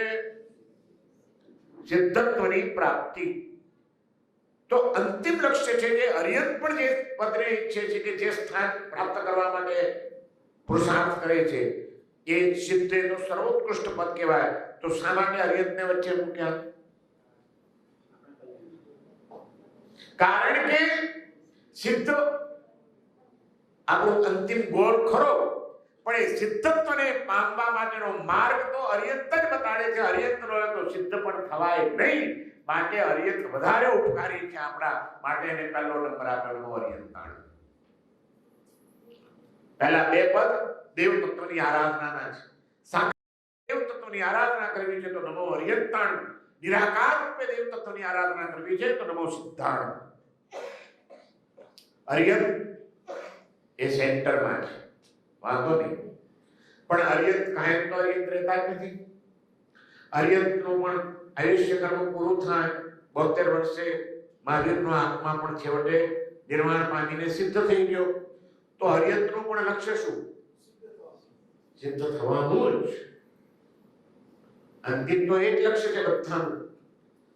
હેમચંદ્રાચાર્ય કલિકાલ સર્વગ્ર હેમચંદ્રાચાર્ય વિતરાગ સ્તોત્ર નામનો ગ્રંથ લખ્યો છે, જેમાં વિતરાગ પ્રભુની ભક્તિના અદ્ભુત શ્લોકોની રચના કરી છે. એમાં એમ લખ્યું છે ત્વાં તત્ફળ ભૂતાન સિદ્ધાન. હે ભગવાન, હું તને નમસ્કાર કરું છું અને તારા ફળરૂપ એવા સિદ્ધોને પણ નમસ્કાર કરું છું. અર્યંત મળ્યાનું પણ ફળ શું? સિદ્ધત્વની પ્રાપ્તિ. અર્યંત મળ્યા પછી પણ જો સિદ્ધત્વ ન જોઈતું હોય કે સિદ્ધત્વ ન કમાતું હોય તો અર્યંત પણ કઈ કામના શું આપણા માટે? જો આપણે સંસારમાં ભટકાય કરવાનું હોય તો જન્મ જીવન મરણ, જન્મ જીવન મરણ, જન્મ જીવન મરણની પરંપરા તો ચાલ્યા કરવાની છે. એ પરંપરાને તોડી નાખવાય એવું પદ હોય તો તે સિદ્ધત્વ છે. અને એ જો ન મળવાનું હોય તો અર્યંત મળ્યા છતાં પણ જન્મ જીવન મરણની પરંપરામાં ભટક્યા કરવાનું હોય તો એનો મતલબ શું થયો? એટલે કીધું કે ત્વાં એટલે તને, તત્ફળ ભૂતાન સિદ્ધાન, અને તારા ફળરૂપ અર્યંત મળ્યાનું ફળ શું? આપણો આત્મા સિદ્ધત્વને પ્રાપ્ત કરી લે, તે સિદ્ધ થઈ જાય. તે એ અર્યંત મળ્યાનું ફળ છે. અર્યંતની ભક્તિ કરીને પણ છેવટે શું મેળવવાનું છે? ભક્તિમાંથી મુક્તિ. શું મળવાનું? શું થવું છે? બોલો, શું થવું છે? આદિ ધર્મની આરાધના કરીને થવું છે શું? બોલો ને, કે બોલતા ક્યાં જવું છે? મોક્ષમાં જવું છે? એનો ત્યાગ બધાને રંગ લાગી ગયો છે મોક્ષમાં જવાનું. સંસારમાં ગમતું જ નથી હવે. મોક્ષમાં જાઓ, આ શું કરશો મોક્ષમાં જઈને? તમને ખબર છે મોક્ષમાં જઈને શું કરવાનું? શું કરવાનું? શું મોક્ષમાં જઈને? સુઈ જવાનું? કશું જ નહીં. તો મોક્ષમાં જઈને કાયમ માટે કશું જ નહીં કરવાનું. તો કઈ ન કરવાનું હોય તેમાંથી મજા આવે પછી? તમને ખબર છે મોક્ષમાં કઈ નહીં કરવાનું એટલે કઈ નહીં કરવાનું. ખાવાનું નહીં મળે, હરવાનું નહીં મળે, ફરવાનું નહીં મળે, સગાવાલા નહીં મળે, તમારા પતિદેવો નહીં મળે, દીકરાઓ નહીં મળે, મા બાપ નહીં મળે, મિત્રો નહીં મળે, બેનપણીઓ નહીં મળે, બપોડા નહીં મરાય, કાંઈ કરવાનું નહીં. શું કરશો ત્યાં જઈને? કઈ તો દીધું મોક્ષમાં. વિચાર કર્યો છો મોક્ષમાં જઈને કરશો શું? રહી શકશો? સદાને કાળ માટે જે અવસ્થામાં રહેવાનું છે એમાં મજા શું આવે? મને તો નથી સમજાતું. મને તો મજા ના આવે કઈ. થોડું કોઈ આપણને મળે નહીં, કોઈ આપણી સાથે વાત કરે નહીં, કોઈનો પ્રેમ આપણને મળે નહીં, કોઈ લાગણી દેખાડે નહીં, આપણને સરસ સરસ ખાવાનું મળે નહીં, સરસ સરસ દ્રશ્યો જોવાના મળે નહીં, કાંઈ ન મળે તો કરવાનું આ બાગાડી જેમ બેસી રહેવાનું. મોક્ષમાં જઈને શું કરવાનું? આ તો ઠીક છે, મારા સાહેબ પૂછે શું ક્યાં જવું છે તો કે મોક્ષમાં. આ ગોખેલા જવાબ પાછા. બાકી આરામ છે કોઈ દિવસ મોક્ષનો વિચાર કર્યો હોય તો કે મોક્ષમાં શું કરશું જઈને પ્લાનિંગ તો કરો. એક 15 દાડાની યુરોપની ટૂર પર જવું હોય ને 3 વીકની, તો મહિના પહેલાથી તો પ્લાનિંગ ચાલતું હોય કે યુરોપ જવાનું છે, શું કરશું, શું જોઈશું, શું ખાઈશું, શું સાથે લેવાનું, અને આ સદાને માટે મોક્ષમાં જવાનું છે એનું પ્લાનિંગ વિચાર્યું છે ત્યાં શું કરશું, શું સાથે લઈ જશું, કાંઈ વિચાર્યું નથી અને મોક્ષમાં જવું છે. તો જ કરવી છે મોક્ષની. આપણને લાગે કે કઈ વળગે મોક્ષમાં કઈ ન હોય ત્યાં કઈ મજા જ કેમ હોય? મારે તો મગજમાં નથી બેસતું. કઈ કરવાનું હોય તો મજા હોય જ નહીં, ન હોય શું મજા? બોલો તો વિચારો ને. કઈ ન હોય તો મજા હોય ખરી? તમારો અનુભવ શું કહે છે? આ જિંદગીનો અનુભવ શું કહે છે? જ્યાં કોઈ હળતું કોઈને મળવાનું ન હોય, જ્યાં ખાવાનું ન હોય, જ્યાં પીવાનું ન હોય, જ્યાં કંઈ જોવાનું ન હોય, જ્યાં કંઈ સાંભળવાનું ન હોય, ત્યાં આગળ કોઈનો કોમળ સ્પર્શ ન હોય, કાંઈ ન હોય, અને એમને બે રહેવાનું હોય કે પડ્યા રહેવાનું હોય, તેમાં મજા આવે આવે શું?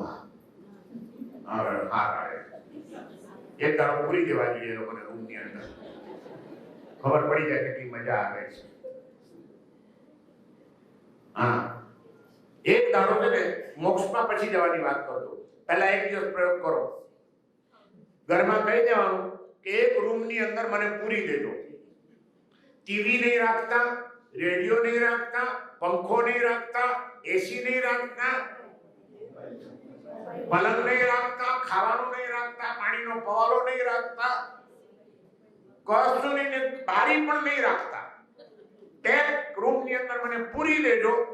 કોઈ બોલાવશો નહીં, કોઈ ફોન રાખવાનો જ નહીં, કાંઈ જ નહીં, અને એક દિવસ બેસી રહ્યો. ચાલો પછી હું માનું કે તમારે મોક્ષમાં જવું છે. કરવી છે પ્રેક્ટિસ? બોલો, હું રૂમ તૈયાર કરાવું. આવી જાઓ મારા રાજનો, તારું હું મારી બાર બોલ્યા મોક્ષમાં જવું છે. મારા સાહેબને સારું લાગે ને આડાઓ જવાબ આપીએ તો. કેવા પરમાત્માઓ છે, બધાને મોક્ષની તારાગતિ લાગી છે. બસ કોઈ હવે સંસારની કોઈ આસક્તિ જ નથી. તમને ખબર છે કે સિદ્ધત્વ એ જ આપણું લક્ષ્ય છે, જ્યાં કશું જ નથી અને છતાં સદાકાળને માટે સતત આનંદમાં રહેવાનું છે. એવી અવસ્થા એટલે સિદ્ધત્વ છે. અને કંઈ ન હોય છતાં આનંદ હોઈ શકે એનો અનુભવ તો પહેલા અહીં કરવો જોઈએ. અને એ અનુભવ કરવા માટે આપણે ત્યાં સામાયિકની સાધના છે. શા માટે સામાયિક બતાવ્યું? કે ભાઈ તમારે જે અવસ્થામાં જવાનું છે એ અવસ્થાનો પેલો અભ્યાસ કરો. વધુ નહીં 48 મિનિટ કોઈ પણ વસ્તુ વિના રહો. સામાયિકમાં પણ બધા વિના રહી શકાય છે. આપણું સામાયિક સાચું છે. ભગવાન મહાવીરને પુણ્યા શ્રાવકના સામાયિકની પ્રશંસા શું કામ કરવી પડી હતી? એનું સામાયિક અને આપણા સામાયિકમાં કઈ ફરક ખરો? સામાયિક કરવા ક્યાં બેસવાનું? જ્યાં કશું દેખાય નહીં, જ્યાં કોઈ મળવા આવે નહીં, જ્યાં કોઈ મૂર્તિ પણ હોય નહીં, જ્યાં કોઈ ગીત વાગતું ન હોય, એવી જગ્યાએ સામાયિક કરવાનું ને ક્યાં કરવાનું? ભાઈઓ તો ઓછું કરતા હોય, અમારો એક બે જવાબો થોડી કરતા હશે. બાકી બહેનો બધા બહુ કરે સામાયિક. બહેનોને પૂછીએ કે સામાયિક ક્યાં કરવાનું? જ્યારે વિયારો કરતા હતા ને અમે ગુરુ મહારાજની સાથે ને પછી બધા સમુદાયમાં, તો ત્યારે તો બધું પરંપરાગત સાધુઓની જેમ જઈએ તો હું ગોચરી વરવાય જતો હતો બપોરે. તો એક દિવસ હું ગોચરી વરવા માટે નીકળ્યો. એક ઘરની અંદર ધર્મલા આમ સાધુ મહારાજ ઘરમાં દાખલ થાય તો બહારથી ધર્મલાભ બોલે એટલે અંદરના લોકોને ખબર પડી જાય જરાક અવ્યવસ્થિત થઈ જાય. એટલે મેં ધર્મલાભ આપીને હું અંદર દાખલ થયો. અને હું દાખલ થયો તે જ વખતે સામે એક માતાજી મોટી ઉંમરના શ્રાવિકા સામાયિકમાં બેઠા હતા. ખબર નહીં કુદરતનું કરવું, મારું ઘરમાં દાખલ થવું, ધર્મલાભ બોલવું, અને પેલા સામાયિકમાં બેઠેલા માજી હું તો ગભરાયો. ભડક્યો. મેં કીધું મારા ઠાક, મેં હજી કંઈ કીધું નથી, કર્યું નથી, ધર્મલાપ બોલું છું ને માજી ભડક્યા કે હું કરવા માંડ્યા. હું થયો ભાઈ છે શું? હવે પછી મને તો ખબર પડી ગઈ કે માજીને રોજ સામાયિક કરવાની મારા જેવા કોઈ સાધુએ બાધા આપી હતી. અને માજી બહુ આવી ગઈ હતી ઘરમાં, પણ જીવ ના છૂટે કોઈ ચીજમાંથી વહુને સોંપવાનું. બધા પર ધ્યાન તો પોતાનું જ હોય, ઓછીજમ તો હોય જ. સાસુ અને જો બોસ ન બને તો સાસુ કેમ કહેવાય? અને પાછી રસોડામાં આપણે એટલું જ ધ્યાન. એટલે એને સામાયિક કરતા હતા રોજ, પણ એને સામાયિકની જગ્યા એવી પસંદ કરી હતી, એવું એક ટ્રાયેંગલ કે અહીં સામાયિક લે એટલે રસોડામાં એની પૂરી નજર રહે. એટલે હું પૂછું છું કે સામાયિક ક્યાં કરવા? હવે એને દાળ ચડાવવા મૂકી હતી ધીમા તાપે. એની ગણતરી એવી હતી કે 48 મિનિટમાં કઈ વાંધો નહીં આવે અને ત્યાં સુધીમાં દાળ ચડી જશે કે દૂધ મૂક્યું હશે કે ઉભર્યા હશે નહીં. અને પછી સામાયિક લઈને બેઠા હતા. વહુ નાવા ગઈ હશે કે બીજા કોઈ રૂમમાં બીજું કંઈ કામ કરતી હશે. અને સાસુજી માછી અમારા સામાયિકમાં બેઠા હતા, હાથમાં માળા હતી, પણ રસોડામાં નજર રસોડામાં હતી. અને એમાં એમણે જોયું કે ચૂલા ઉપર મૂકેલું તપેલું ઉભરાયું. હવે એ તો મારે કેવું જ પડશે આ મારી બહેનોને માટે કે ભલે જે હોય તે, પણ ધર્મનો વારસો ટકાવ્યો કે નહીં. સામાયિક હોય એટલે સામાયિકમાં બોલે તો નહીં. હા, ગમે તે થઈ જાય. નૌકરવાળી ગણતા બોલાય તો નહીં, જે નિયમ આ લોકોનો પાક્કો. માજી નૌકરવાળી ગણતા હતા, પેલી બાજુની રસોડા પર નજર હતી, દાળ ઉભરાતી જોઈ અને વહુને કેવું છે કે હવે આ જલ્દી ઉભરાય છે, પણ ચાલુ નૌકરવાળી એને બોલાય શું? હા પાડો કે ના પાડો તો મને કઈ સમજાતું નથી. તમે બધી હસવામાં ન કાઢી નાખો મારી વાતોને. એટલે નૌકરવાળી ગણતા ગણતા આમ તપેલા આંગળી ચીંધીને બતાડે છે. પછી મને એમ થયું કે આ મારા માટે નથી ભડક્યા, આ રસોડા ઉપર ભડક્યા છે. એની વહુને કહે છે કે જલ્દી દોડ.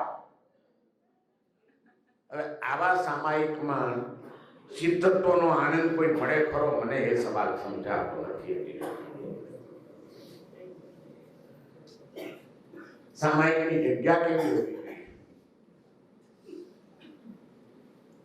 જ્યાં આગળ તમારે સદાકાળને માટે કઈ વસ્તુ જોયા વિના, કોઈને મળ્યા વિના, કશું પાંચ ઇન્દ્રિયના કોઈ પદાર્થ વિના રહેવાનું છે અને આનંદમાં રહેવાનું છે, તો એનો રોજ 48 મિનિટનો અભ્યાસ પહેલા અહીં કરો તો તમે સિદ્ધત્વની ઝંખનાને તીવ્ર બનાવી શકશો.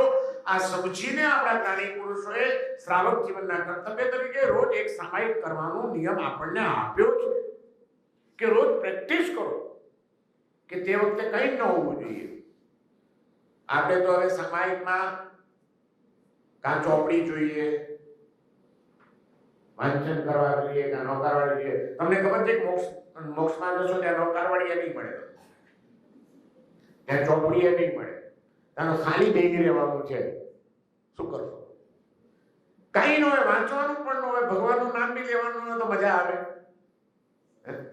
કઈ ન હોય તો મજા આવે ખરી? કયો ના આવે? અનુભવ કર્યો છે? અરે રોજ તમારો અનુભવ છે, બોલો. કઈ ન હોય તો એ મજા આવે. ખબર જ નથી તમને. તમારી પાસે તમે ખાતા ન હો, તમે કોઈની જોડે વાતો ન કરતા હો, તમે ટીવી ન જોતા હો, તમે રેડિયો ન સાંભળતા હો, તમારે કાનમાં કઈ અવાજ ના આવતો હોય, આંખે કઈ દેખાતું ન હોય, કોઈ અત્તરની સુગંધ ન હોય, કશું ન હોય, કોઈ વ્યક્તિ ન હોય, કઈ ન હોય, અને છતાં તમને ખૂબ મજા, શાંતિનો અને આનંદનો અનુભવ થાય. એવો અનુભવ કર્યો છે કોઈ? તમે રાતના ઊંઘો ખરા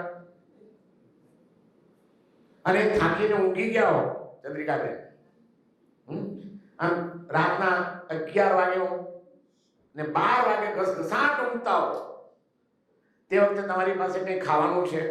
ઊંઘમાં ખાઓ છો તમે? નહીં. તો ટીવી જુઓ છો ઊંઘમાં? ઘસઘસાટ, સ્વપ્ન પણ નથી આવતું. કંઈ જુઓ છો? ચક્ષુઇન્દ્રિયનો કોઈ વિષય નથી, રસનેન્દ્રિયનો કોઈ વિષય નથી. સંગીત સાંભળો છો? ના, શ્રવણેન્દ્રિયનો કોઈ વિષય નથી. તો બાજુમાં કોઈ છે કે નામ પંપાળો એટલે તમને મજા આવે? ના, એ પણ કોઈ નથી, એકલા સુતા છો તમે. સ્પર્શેન્દ્રિયનો કોઈ વિષય નથી. પાંચેય ઇન્દ્રિયમાંના કોઈ પણ ઇન્દ્રિયનો એક પણ પદાર્થ નથી તમારી પાસે, અને તમે ઘસઘસાટ સુઈ ગયા છો. સાયલેન્ટ, એકદમ સાઉન્ડ સ્લીપ.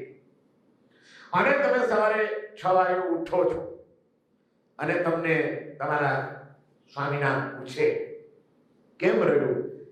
બહુ મજા આવી આજે, તો એટલી સરસ ઊંઘ આવી ગઈ. આ કોણે કીધું બહુ મજા આવી? કોને મજા આવી? કઈ ન હોય તો મજા આવે? એ ભાઈ મહેશભાઈ, આ તો બુદ્ધિશાળી, બધા બુદ્ધિ બહુ હલાવે મારા મહેશભાઈ. બોલો, કઈ ન હોય તો મજા આવે? હવે લાગે છે આવે તો મોક્ષમાં જવું છે? ના. તમને ખબર કે ઊંઘમાં બીડીએ પીવા ન મળે, ઊંઘમાં તમાકુ ખાવાનું ન હોય, ઊંઘમાં કઈ જ ન હોય તોય મજા આવે, અને દિવસે ન મળે તો મજા આવે? આ જો ભગવાનની વાણીનો, ભગવાનના શાસનનો, ભગવાનના ધર્મનો પ્રભાવ કેટલો છે. હું કહું છું કે ભગવાન માર્ગદર્શક છે. મગ્ગો એ માર્ગ બતાડે છે, અને ભગવાનનો માર્ગ બધાને માટે કલ્યાણકર, જગતના સર્વ જીવોને માટે. એ સ્વયં પોતે માર્ગ છે. એમણે પોતાના જીવનથી આપણને ઉપદેશ આપ્યો છે, અને પછી કેવળ જ્ઞાન થયા પછી વાણી દ્વારા પણ આ જ ઉપદેશ આપીને એણે જગતનું કલ્યાણ કર્યું છે. ક્યાં ક્યાં પરિવર્તનો નથી થતા. ભગવાનની વાણી ક્યાંને ક્યાં અસર કરી જતી હોય છે. તમે અહીં બેઠા સાંભળો છો, આજે સેંકડો હજારો લોકો રોજ બેઠા કોઈ વિદેશોમાં ને કોઈ ક્યાં આ લાઈવ ટેલિકાસ્ટ સાંભળી રહ્યા છે, અને એની પણ કેવી કેવી અસરો થઈ રહી છે. કેટલાક ના કંઈક ફોન આવે, કેટલાક ના કંઈક ફોન આવે, ત્યારે સંતોષ થઈ જાય કે ના, આપણી મહેનત લેખે લાગી ગઈ છે. પહેલે દિવસે વ્યાખ્યાન પછી એક બે જણાએ મને કીધું, મને કે મારા સાહેબ તમે વચ્ચે કોઈ ઇન્ટરવલ પાડ્યા વિના 2 સપા 2 કલાક 2.5 કલાક બોલ કરો છો, તમે થાકતા નથી? 71 વર્ષના થયા, અમે તમને માટુંગામાં સાંભળેલા, એ જે અવાજ હતો એ જ અવાજ આજે છે તમારો, એ જુસ્સો આજે છે તમારો, એ જ ઉત્સાહ છે તમારો આજે. ઉંમરની કોઈ અસર તમને દેખાતી નથી. એવો ને એવો અવાજ, એવો ને એવો ઉત્સાહ, એવો ને એવો જુસ્સો કેવી રીતે થઈ શકે? કે આમ થોડોક તો અવાજમાં ફેર પડી જાય, જરાક અવાજ ધ્રુજે, તમારા અવાજમાં એ જ અસર છે. કેવી રીતે તમે બોલો છો? શું કરો છો તમે? મેં કીધું, હું ક્યાં બોલું છું? હું તો માઇક છું. બોલનાર તો મારા ગુરુ છે. પ્રેમશ્રી મહારાજની શક્તિ કામ કરી રહી છે, અને માં સરસ્વતી એના આશીર્વાદ છે. એ અંદર આવીને બોલે તો એની શક્તિ કોઈ દેવદેવીઓની શક્તિઓ કોઈની ખતમ થઈ છે? એની ઉંમરની અસર થતી હશે? મેં કીધું, મને માધ્યમ બનાવ્યો છે. મારી યોગ્યતા એટલી કે આવા સદગુરુ અને આવી સાક્ષાત જ્ઞાનની દેવી સરસ્વતી, એની કૃપા હું થોડી ઘણી ઝીલી શક્યો છું, અને એમણે મારી પર અનુગ્રહ કર્યો છે. એ બોલાવે છે, મને કોઈ થાક નથી. તમે જરાય ચિંતા નહીં કરો. આ ભગવાન કઈ શક્તિ ના આપે આપણને. આપણે આપણું કામ કરવું હોય ને તો વિચારવું પડે, પણ જ્યારે આપણે પ્રભુને સમર્પિત થઈએ અને એને કહીએ કે તારું કામ કરવા માટે નીકળ્યો છું, તારા સંદેશ વાહક થઈને નીકળ્યો છું, તારે તારું કામ પૂરેપૂરું પાર પાડવું હોય તો મને તાકાત આપજે, નહીં તો બેસી રહેજે. ચેલેન્જ આપતા આવડવી જોઈએ ભગવાનને. એને કામ કરાવવું છે એનું. મારે ક્યાં મારા ઘરનો ધંધો કરવો છે? મારે તો એના સિદ્ધાંતો, એની વાતો, એના ધર્મની વાતો ક્યારેક હસાવીને, ક્યારેક કડક શબ્દોમાં, ક્યારેક ટોન્ટ મારીને પણ તમને હલબલાવવા છે, કારણ કે હું હલબલ્યો છું. આ પ્રભુના ધર્મને સમજીને એની સાધનાઓ કરવામાં, એની ઉથલપાથલો કરવામાં અપ્સ એન્ડ ડાઉન્સ મારા જીવનમાં પણ આવ્યા હોય, પણ એ બધામાં પણ ભગવાન પ્રત્યેની શ્રદ્ધા હંમેશા ટકી રહી છે, અને એમાં હું હલબલ્યો છું. અને એના કારણે આજે કંઈક પણ પામી શક્યાનો એક સંતોષ છે, અને ક્યાંક નિમિત્ત બન્યાનો સંતોષ છે. અરે તમે અહીંથી કંઈક પામીને જશો, તમારા જીવનમાં એકાદું પરિવર્તન આવશે, તમારા જીવનની અંદર એકાદો ગુણનો વિકાસ થશે, અને એ ઉત્સાહ, એ તમારો પ્રતિભાવ, તમારી શુભ ભાવનાઓ, એ બધું તો મારું બળ છે. અને આટલા બધાનું બળ મને મળતું હોય શુભ ભાવોનું, પછી મારે થાકવાનું ક્યાં હોય? લાગ્યો તો કઈ થાકેલો? હજી ઉપરનો દાદરો ચડું છું, કચરો નથી પકડતો જાણી જોઈને. મને કેવલ કહેતો હતો, મને કે જિંદગીમાં તમને નીનો પ્રોબ્લેમ છે, ઘસાય છે, તમે આમ ફટાફટ ન ચડો, ધીમે ધીમે કચરો પકડીને ચડો. મેં કીધું શું કામ? જ્યાં સુધી હાલતમાં લીધા વિના ચડાય ત્યાં સુધી મારે કચેડો પકડીને નથી ચાલુ. નહીં તો પછી કચેડા વિના હાલાશે નહીં મારાથી. લુલા લગડા થવાનું જ નહીં, મનથી ઢીલા પડવાનું નહીં. અરે આલમમાં નહીં આટલામાં લઈશ તો ઉપર શિલા ઉપર છે 4 કે 14 રાજલોક, 7 રાજલોક પાર કરવાના છે. અત્યારથી થાકી જઈશ તો ક્યારે પાર પાડીશ? મનને ક્યારેય નબળું નહીં પડવા દેવાનું, ઉત્સાહને ક્યારેય તૂટવા નહીં દેવાનો. અને ભગવાન જો શક્તિ આપે છે એને કામ શુભ કાર્ય કરવું છે તો એ આપશે. એ શ્રદ્ધા સાથે આગળ ચાલો, બધા વિઘ્નોને પાર પાડી શકાશે. એટલે કહું છું કે અરિહંત આપણા માટે સર્વશ્રેષ્ઠ છે, સેન્ટરમાં મૂક્યા. પણ અરિહંતનું પણ લક્ષ્ય શું? સિદ્ધત્વની પ્રાપ્તિ. અને એટલા માટે તમે હવે સિદ્ધ ચક્રનો ઘટતો જોજો કે સેન્ટરમાં ભલે અરિહંત હોય, પણ એ સૌથી ઉપર સ્થાન કોનું છે? ઉપર કોણ? સિદ્ધ ચક્રનો ઘટો જોયો છે ને? વચ્ચે અરિહંત હોય, પછી સિદ્ધ અરિહંતના પણ માથે બેસે છે. કારણ કે અરિહંતનું પણ લક્ષ્ય સિદ્ધત્વની પ્રાપ્તિ છે. સિદ્ધ એ સર્વોત્કૃષ્ટ છે, અરિહંત સેન્ટર છે, તો સિદ્ધ ઉચ્ચ સ્થાને છે. અને એ જ ઉચ્ચ સ્થાન આપણે પામવું છે. સિદ્ધત્વની પ્રાપ્તિ એ આપણું લક્ષ્ય છે. અને એટલે જ મોક્ષે પૂરું કરો જવું છે. ચાલો હવે 2 રૂમ તૈયાર કરાવી દેજે, એક બહેનો માટે, એક ભાઈઓ માટે. એક દિવસ પૂરી દેવાના છે જેને જેને મોક્ષમાં જવું છે. કશું રાખવાનું નહીં અંદર. હા, ત્યાં કશા વિના રહેવાનું છે તો અહીં પ્રેક્ટિસ તો કરવી પડશે ને. એક દિવસથી શરૂઆત કરીએ, પછી શાશ્વત કાળ માટે આપણે જવાનું ત્યાં. ખરેખર કરું છે. કોણ બોલ્યું? આવી જાય તો કાલે જાણી દો. હા, મુખડા ભેગી આવી ગયા ડોક્ટર સાહેબ. મહેશભાઈ બી તૈયાર, બધા ડોક્ટરો તૈયાર છે. કારણ કે એમણે જોઈ લીધું હોય કે શરીર કેવું વિનાશી છે. રોજના અનુભવ હોય, હોસ્પિટલમાં દર્દીઓ આવતા હોય અને એની શું હાલતો થતી હોય, અને ગમે એવા વિજ્ઞાનના લેટેસ્ટમાં લેટેસ્ટ ઉપકરણો અને સંશોધનો એ પણ છેવટે કેવા નકામા મરી જતા હોય, અને કેટલાય હોસ્પિટલોમાંથી પડતા નીકળ્યા હોય, એ બધું આ લોકોએ જોયેલું હોય. એટલે સૌથી સારામાં સારો વૈરાગ્ય ડોક્ટરોનો પુષ્ટ રહે. વૈરાગ્યને જાગૃત રાખવો હોય તો જાગૃત ડોક્ટર થવું. બાકી એમાં એક ટેવાઈ જાવ તો તકલીફ. હો, તત્વાર્થ સૂત્રની અંદર કીધું છે જગત કાય સ્વભાવો સંવેગ વૈરાગ્યાર્થમ.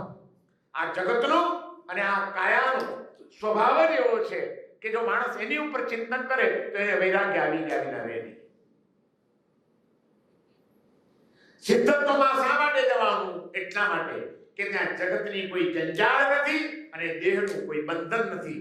જે વૈરાગ્યના મુખ્ય 2 કારણો છે, એ બંને કારણોથી મુક્ત થઈને જીવન જીવવાનું જે અસ્તિત્વ છે એ માત્ર સિદ્ધત્વમાં શક્ય છે. માટે મારે સિદ્ધ થવું છે. ત્યાં ખાવાનું નહીં મળે, પીવાનું નહીં મળે, ઊંઘવાનું નહીં મળે. શું સુખ? એમ હું જ્યારે પૂછું ત્યારે તમારે કેવું જોઈએ તો કે મારા સાહેબ ખાવાનું, પીવાનું, ઊંઘવાનું કોને જોઈએ છે? શરીરને. મોક્ષમાં શરીર જ ન હોય તો પછી ક્યાં જરૂર પડવાની હતી? અશરીરી. પણ તેને સિદ્ધ થવું હોય એને અહીંયા આગળ અભ્યાસ શું કરવો જોઈએ? અરિહંત તો માર્ગ બતાડે. એમના માર્ગે ચાલવાનું એટલે શું? પણ પ્રેક્ટિકલ લાઈફમાં શું કરવું જોઈએ? સિદ્ધમાં 2 વિશેષતાઓ કઈ છે? બોલો. એક, સિદ્ધનો આત્મા સંપૂર્ણપણે કર્મના બંધનોથી મુક્ત છે. મારે સિદ્ધ થવું હોય તો ધીમે ધીમે કર્મના બંધનો ઓછા કરવા જોઈએ, આ પહેલું. બીજું, જે બે કર્મોથી મુક્ત છે એમ સિદ્ધના આત્માની અંદર કોઈ દોષ હોય ખરા? નહીં, સંપૂર્ણ દોષ રહિત શુદ્ધ ચૈતન્ય છે. તો મારે સિદ્ધ થવું હોય તો મારે કર્મના બંધનો ઓછા કરવા જોઈએ અને જીવનમાં વ્યાપેલા દોષોથી મુક્ત થવું જોઈએ. રાઈટ. આપણી સાધના શું? જીવનમાં આપણે જેટલી ધર્મ આરાધના કરીએ, તમે પ્રભુ ભક્તિ કરી 2 કલાક દેરાસરમાં વિતાવ્યા, એનાથી તમારા કેટલા કર્મો ખપ્યા એ આપણે નહીં જાણી શકીએ. એ કેવળતા નહીં જાણી શકે કે તમે કેટલા કર્મો ખપાવ્યા. આપણે જાણી શકીએ કેટલા કર્મો ખપ્યા? નહીં જાણીએ. પણ દેરાસરમાં 2 કલાક વિતાવ્યા, પ્રભુ વિતરાગ પ્રભુની ભક્તિ કરી, એનાથી મારા રાગ દ્વેષ થોડા ઘણા ઓછા થયા કે નહીં એ આપણે પોતે જાણી શકીએ કે નહીં? હા. તો કર્મ કેટલા ખપે છે એ નિર્ણય આપણે નહીં કરી શકીએ, પણ દોષ કેટલા ઓછા થાય છે એ નિર્ણય આપણે કરી શકીએ. એટલે જેને સિદ્ધ થવું હોય એને દરેક ધર્મ આરાધનાની પાછળ પોતાનું આત્મનિરીક્ષણ જોડી દેવું જોઈએ. આ એનો સીધો રસ્તો. સિદ્ધત્વની પ્રાપ્તિની સાધના કરવાની એટલે શું કરવાનું? સતત આત્મનિરીક્ષણ. સામાયિક કર્યું, સામાયિકથી કેટલા કર્મ ખપ્યા એ જ્ઞાની પુરુષ જાણે. પણ સામાયિક કરીને મારા ચિત્તમાં સમતા થોડી ઘણી પણ આવી કે નહીં, સમભાવમાં સ્થિરતા રહી કે નહીં 48 મિનિટ, એ આપણે જોઈ શકીએ કે નહીં? જોઈ શકીએ.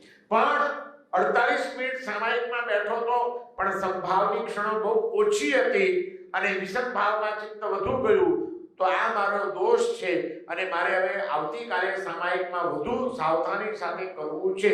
એ સંકલ્પ કરીને દોષ પ્રત્યે જાગૃત બનવું હોય તો આપણે બની શકીએ કે નહીં? બની શકાય. કોઈકની સેવા કરી એનાથી કેટલા કર્મ કપાય એ જ્ઞાની જાણે. પણ કોઈકની સેવા કરતા કરતા એનામાં રહેલા જીવ દ્રવ્ય પ્રત્યે મને વાત્સલ્ય ભાવ કેટલો કેળવાયો કે આ સેવા કરીને મેં મારા અહંકારને પોષ્યો, મારી મોટાઈ દેખાડવાનો ભાવ હતો, વાલા થવાનો ભાવ હતો. એ પોતાનું આત્મનિરીક્ષણ આપણે કરીને આપણામાં જો કોઈ એવો દોષ હોય તો એનાથી મુક્ત થવાનો વિચાર કરી શકીએ કે નહીં? સેવાનો ધર્મ કરવો છે, મારો અહંકારનો કોઈ નથી પોસાતો ને, મારો કોઈ સ્વાર્થ તો નથી પોસાતો ને, એ જાગૃતિ સાથે તમે સેવાનો ધર્મ કરો તો તમે સિદ્ધત્વની આરાધનાનું એક ડગલું ભર્યું કહેવાય. વિતરાગ પ્રભુની પૂજા કરીને મારા રાગ દ્વેષ થોડા ઘણા મોડા પડ્યા કે નહીં એ નિરીક્ષણ કરીએ અને એમાંથી મુક્ત થવાની ભગવાનને પ્રાર્થના કરીએ કે પ્રભુ રોજ તમારી પૂજા કરું છું, તમારી ભક્તિ કરું છું, તમારી પાસે 2 કલાક વિતાવું છું, તન મન ધનનો ભોગ આપું છું, બધું કરું છું, પણ પ્રભુ હજી મારા રાગ દ્વેષ ઓછા થતા નથી, કસાયો ઓછા થતા નથી. કોઈક એવું કૃપાનું કિરણ નાખી દો પ્રભુ કે મારા અનાદિકાળના દોષો બસ વિલય પામી જાય, મંદ પડી જાય, માંદા પડી જાય, મરવા પડી જાય. પ્રભુ કંઈક કરો, કંઈક કરો. આવી દિલથી પ્રાર્થના જે દિવસે પ્રભુની આગળ કરી એ દિવસે તમે સિદ્ધત્વના માર્ગે એક ડગલું માંડી દીધું. જૈન ધર્મની સાધના એટલે પડે પડની જાગૃતિની સાધના છે. કોઈ પણ ધર્મ અનુષ્ઠાન કરીએ જાગૃતિ વિનાનું ન હોવું જોઈએ. કોઈ પણ ધર્મ અનુષ્ઠાન કરીએ આત્મનિરીક્ષણ વિનાનું ન હોવું જોઈએ. મારે દોષ મુક્ત થવું છે, સિદ્ધ થવું છે એટલે મારે સંપૂર્ણ દોષ રહિત થવું છે. મારે સિદ્ધ થવું છે એટલે મારે સંપૂર્ણપણે કર્મ રહિત થવું છે. મારે સિદ્ધ થવું છે એટલે મારે દેહાતીત અવસ્થાને પ્રાપ્ત કરવી છે. તો આ દેહાધ્યાસ મારો ઘટી રહ્યો છે કે નહીં, શરીર ઉપરની આસક્તિ મારી ઓછી થઈ રહી છે કે નહીં, એ સાવધાની, એ આત્મનિરીક્ષણ કરતા કરતા મારે જીવન જીવવું છે. એનું નામ છે સિદ્ધત્વની સાધના. ઓમ નમો સિદ્ધાણમ બોલીએ અને આપણને અશરીરી એવું આપણા આત્મ સ્વભાવની સ્મૃતિ થવી જોઈએ. ઓમ નમો સિદ્ધાણમ બોલીએ અને આપણા નામનો મોહ આપણો ઘટવો જોઈએ કે જે સિદ્ધ પદને મારે પામવાનું છે ત્યાં આગળ મારું કોઈ નામ નથી, ત્યાં આગળ મારું કોઈ શરીર નથી, ત્યાં આગળ મારા કોઈ સ્વજનો નથી, ત્યાં આગળ મારા કોઈ ભૌગોલિક પદાર્થો નથી અને કશું નથી, અને છતાં આનંદમય અવસ્થામાં મારે જીવવાનું છે. આ મારા આનંદમય સ્વરૂપને ખંડિત કરનાર જો કોઈ હોય તો તે નામનો મોહ છે. આ મારા આનંદમય સ્વરૂપને ખંડિત કરનાર જો કોઈ હોય તો મારા દેહની આસક્તિ છે. આ મારા આનંદમય સ્વરૂપને ખંડિત કરનાર કોઈ હોય તો ભૌતિક પદાર્થો પ્રત્યેનું ખેંચાણ છે. બસ મારે એમાંથી પાછા આવવું છે, મારે એમાંથી પાછા આવવું છે. કારણ કે શરીર વિનાશી છે, નામ નાશવંત છે, સંબંધો એક દિવસ અંત પામનારા છે, પદાર્થો વિયોગમાં પરિણમવાના છે. અને મારે તો જેનો ક્યારેય વિયોગ ન થાય એવા શાશ્વત સ્વરૂપને, શાશ્વત સુખને પ્રાપ્ત કરવાનું છે. અને એ માત્ર સિદ્ધ પદની આરાધનાથી થાય. એ સિદ્ધત્વની પ્રાપ્તિની ઝંખના સાથે મારે જ્યારે સિદ્ધ પદની આરાધના કરવી છે તો નમો સિદ્ધાણમ બોલું અને અનંતા સિદ્ધ ભગવંતોને ભાવપૂર્વક નમસ્કાર થઈ જાય. હે અનંતા સિદ્ધ ભગવંતો, તમે અનામી એવા સ્વરૂપની અંદર સ્થિર થયા છો. મારા નામનો મોહ ઘટે એવી મારી ઉપર કૃપા કરજો. હે અનંતા સિદ્ધ ભગવંતો, તમે અશરીરી અવસ્થાને પ્રાપ્ત કરી ગયા છો. હું આ દેહ ભાવમાં જ સતત રચ્યો પચ્યો રહું છું. મારી આ દેહની આસક્તિને તોડી નાખવાની કૃપા મારી ઉપર કરજો. હે અનંતા સિદ્ધ ભગવંતો, આ નમો સિદ્ધાણમ બોલીએ એક એક પદ અને એક એક આપણા સ્વરૂપની ઝાંખી આપણને નજર સામે આવતી જાય. સિદ્ધનો ગુણ કરો. અરિયંતનો જેમ રત્નશેખર શ્રી મહારાજે બતાડ્યું કે અરિયંતનો મુખ્ય ગુણ છે કરુણા અને એમનો ઉપકાર છે માર્ગદર્શકતા. એમ સિદ્ધ ભગવાનનો મુખ્ય ગુણ કયો? અવિનાશિતા. સિદ્ધનો મુખ્ય ગુણ બતાવ્યો છે અવિનાશિતા. એ એવું એમની વિશેષતા છે કે એમણે જે કંઈ પ્રાપ્ત કર્યું છે એ સદાને માટે. હવે એનો નાશ ક્યારે પણ થવાનો. અવિનાશીપણું એ સિદ્ધનો ગુણ છે. પણ સિદ્ધનો ઉપકાર શું? દરેકનો ગુણ અને દરેકનો ઉપકાર વિચારવાનો છે. સિદ્ધનો ઉપકાર શું? ચલો, તમારો મારો આપણા સૌનો જીવ અનાદિ કાળથી સૂક્ષ્મ નિગોદમાં અવ્યવહાર રાશિમાં પડેલો હતો કે જ્યાં આગળ અરિયત પણ મળી ન શકે, અરિયત પણ ઉપકારક બની ન શકે, ધર્મની પ્રાપ્તિ પણ થઈ ન શકે. પણ એ આપણો આત્મા અવ્યવહાર રાશિમાંથી વ્યવહાર રાશિમાં આવ્યો. સૂક્ષ્મ નિગોદમાંથી બહાર નીકળીને એ વ્યવહાર રાશિમાં આવ્યો. એ ક્યારે થાય?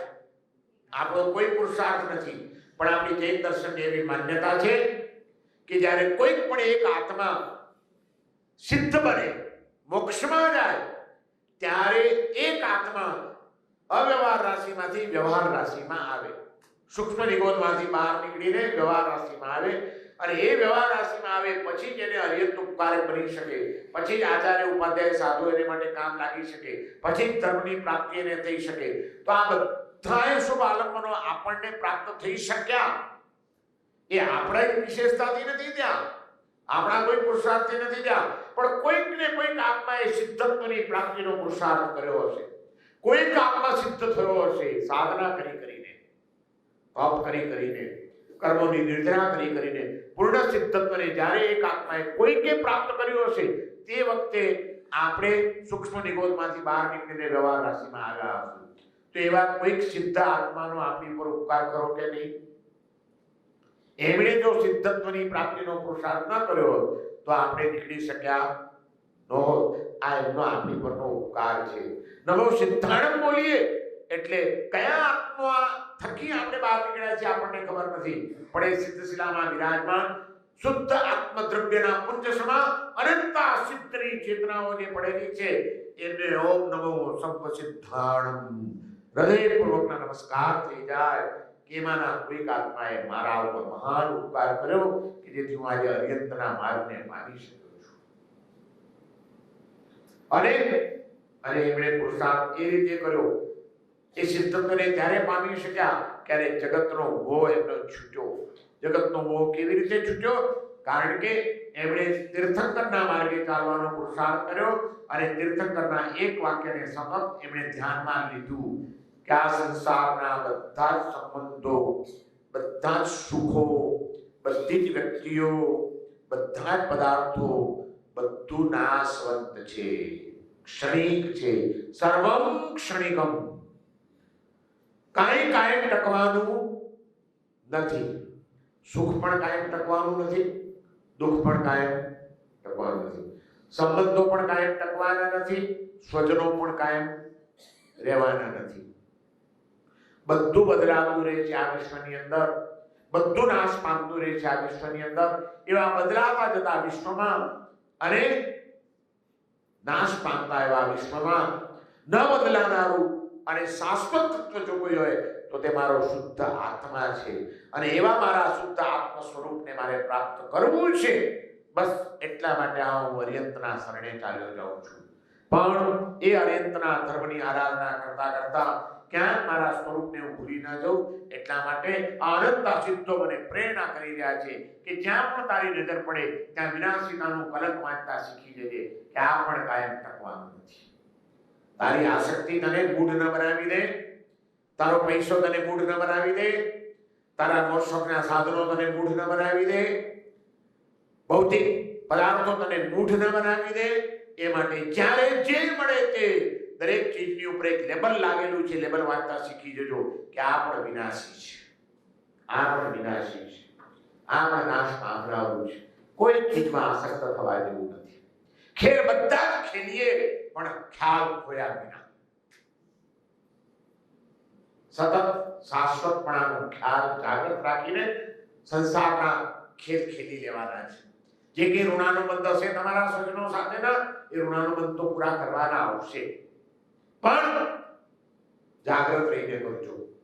ક્યાંક નવા પાછા કર્મ બંધાઈ ન જાય, ક્યાંક નવા કોઈ લેણા દેણીના સંબંધો ખોટા છિતરાઈ ન જાય, ક્યાંક વેર ઝેરના કોઈ બીજ વવાઈ ન જાય, ક્યાંક સ્વાર્થ અને અહંકાર ક્યાંક પોષાઈ ન જાય.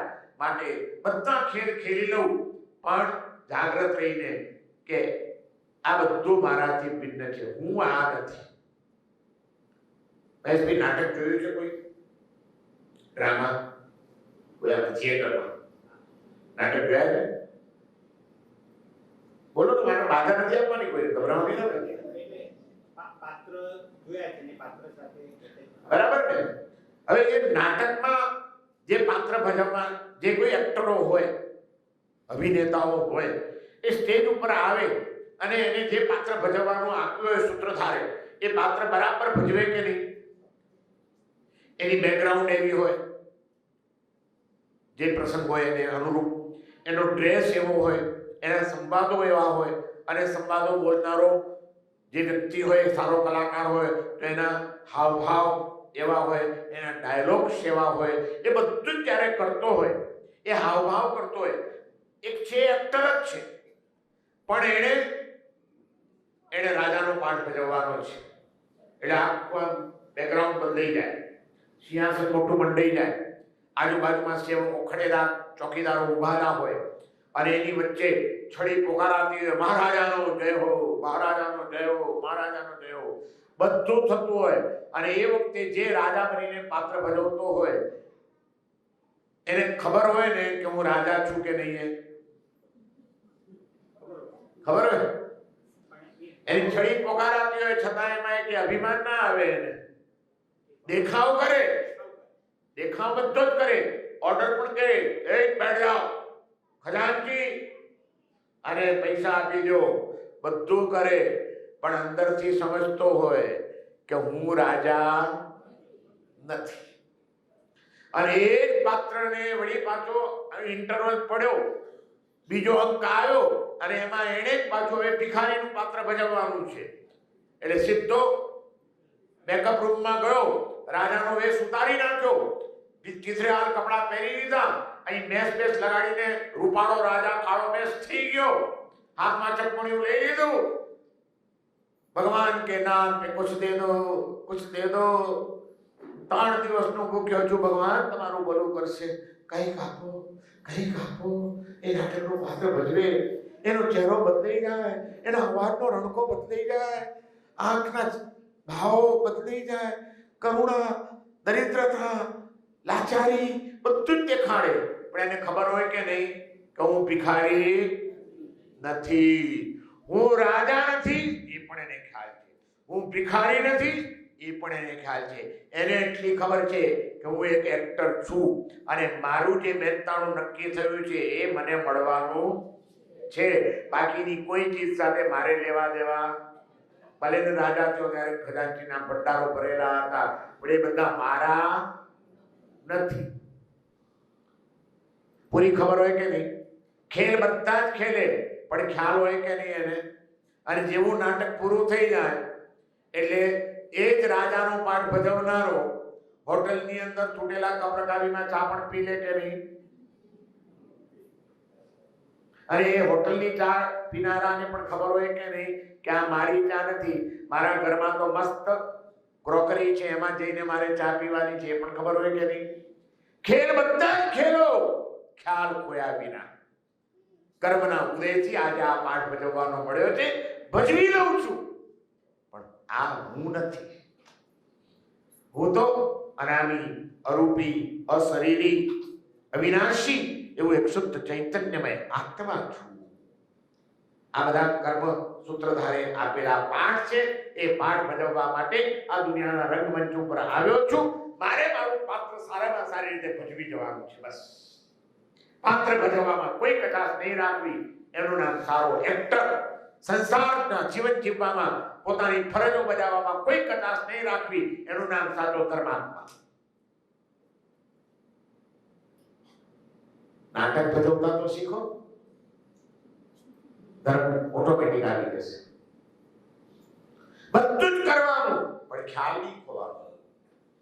સતખંડની ઉપર વિજય પ્રાપ્ત કર્યો, દિગ્વિજય પ્રાપ્ત કરીને 6 ખંડની અંદર પોતાનું સામ્રાજ્ય સ્થાપિત કરીને ભરત મહારાજા ચક્રવર્તી બનીને આવે છે. અને ચક્રવર્તીનો એક નિયમ કે જ્યારે સતખંડ જીતીને આવે ત્યારે સૌથી પહેલા એની આયુષ શાળામાં જાય અને ત્યાં દેવાધિષ્ઠિત એક ચક્ર હોય, ચક્રવર્તી કહેવાય. એ ચક્ર ઉપાડે અને પછી ઋષભકૂટ નામનો એક શાશ્વતો પર્વત, એ પર્વત ઉપર કાકીની રત્નથી પોતાનું નામ લખે, ચક્રવર્તી ભરતદેવ. ચક્રવર્તી થઈને ભરત મહારાજા આયુષશાળામાં જઈ પોતાના શસ્ત્રો લઈ, કાકીની રત્ન લઈ અને ઋષભકૂટ પર્વતની ઉપર જાય છે. અને ઋષભકૂટ પર્વતની ઉપર જઈને હવે પોતાનું નામ લખવાનું છે શિલાની ઉપર, ચક્રવર્તી ભરતદેવ. પણ શાશ્વતો પર્વત અને અત્યારમાં થઈ ગયેલા કેટલા ચક્રવર્તીઓના નામોથી ખીચોખીચ ભરેલો છે પહાડ. ક્યાંય નામ લખવાની જગ્યા નથી. અને ત્યાં ઉભા રહી ગયા છે ભરત મહારાજા. 6 ખંડની અંદર વિજય પ્રાપ્ત કર્યો, ભયંકર યુદ્ધો કર્યા, કેટલા જીવોની હત્યા કરી, બધે મને સ્થાન મળ્યું. પણ આ પથ્થરની શિલા ઉપર આ ભરતને માટે કોઈ જગ્યા નથી, કોઈ સ્થાન નથી. પણ આધાર છે એટલે પહેલાના કોઈ ચક્રવર્તીનું નામ એ શિલા ઉપરથી જે કોતરેલું છે એને ભૂસી નાખવું પડે છે કાકીની રત્નથી. આખું ઉખેડીને ભૂસી નાખીને જગ્યા કરે છે. અને જ્યારે એનું નામ ભૂસીને હવે પોતાનું નામ ચક્રવર્તી ભરતદેવ લખે છે, ત્યાં ચક્રવર્તી ભરતદેવ લખતા લખતા હાથ ધ્રુજીને અટકી જાય છે. આજે કોઈકનું નામ હું ભૂસી રહ્યો છું, કાલે મારી પછી ક્યારેક ભવિષ્યમાં કોઈ ચક્રવર્તી આવશે, આ જ રીતે મારું નામ પણ ભૂસાઈ જશે. હું તો કાયમ ટકવાનો નથી, મારું નામ પણ કાયમ ટકવાનું નથી. એવા આ વિનાશી વિશ્વની ખાતર ભગવાન ઋષભદેવનો માર્ગ છોડીને મેં આ રાજ્યની લાલસાનો માર્ગ પકડ્યો. એને માટે મેં યુદ્ધો કર્યા. અરે કેટલા નિર્દોષ જીવોની મેં હત્યા કરી. અરે મેં શું કર્યું? હવે શું કર્યું? વિચારમાં પડી ગયેલા. કાકીની રત્ન હાથમાં રહી ગયું, અડધું નામ લખાયું છે અને ભરત મહારાજાનો હાથ થંભી ગયો છે. અને ચિંતનમાં ચડેલા ભરત મહારાજા એને પશ્ચાતાપ, આટલા બધા જીવોની હત્યા કરીને ચક્રવર્તીપણાના મોહની પાછળ ગેલો બનેલો હું, મારા પિતા ઋષભદેવ, મારા 98 ભાઈઓએ એ ત્યાગનો માર્ગ સ્વીકાર્યો અને હું અભાગ્યો આ મૂર્છામાં અટવાયો, પદની મૂર્છામાં અટવાયો. હવે શું કર્યું? અને પશ્ચાતાપ અને ત્યાં નામ લખતા લખતા એની આંખમાંથી આંસુ પડી જાય છે. હું નાશ પામનાર, મારું નામ પણ એક દિવસ નાશ પામી જનારું છે. એવા નાશ પામતા વિશ્વની ખાતર અવિનાશી એવા મારા આત્માને હું ભૂલી ગયો. સમ્યક દૃષ્ટિ આત્મા કોને કહેવાય?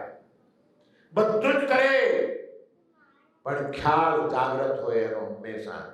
ચક્રવર્તી થયા પછી નામ લખતા લખતા અહંકાર આવે કે જો હવે મારો ઋષભકુળ શાસક પર્વત ઉપર મારું નામ પણ અંકિત થઈ ગયું, એ પણ વિચારી શકત.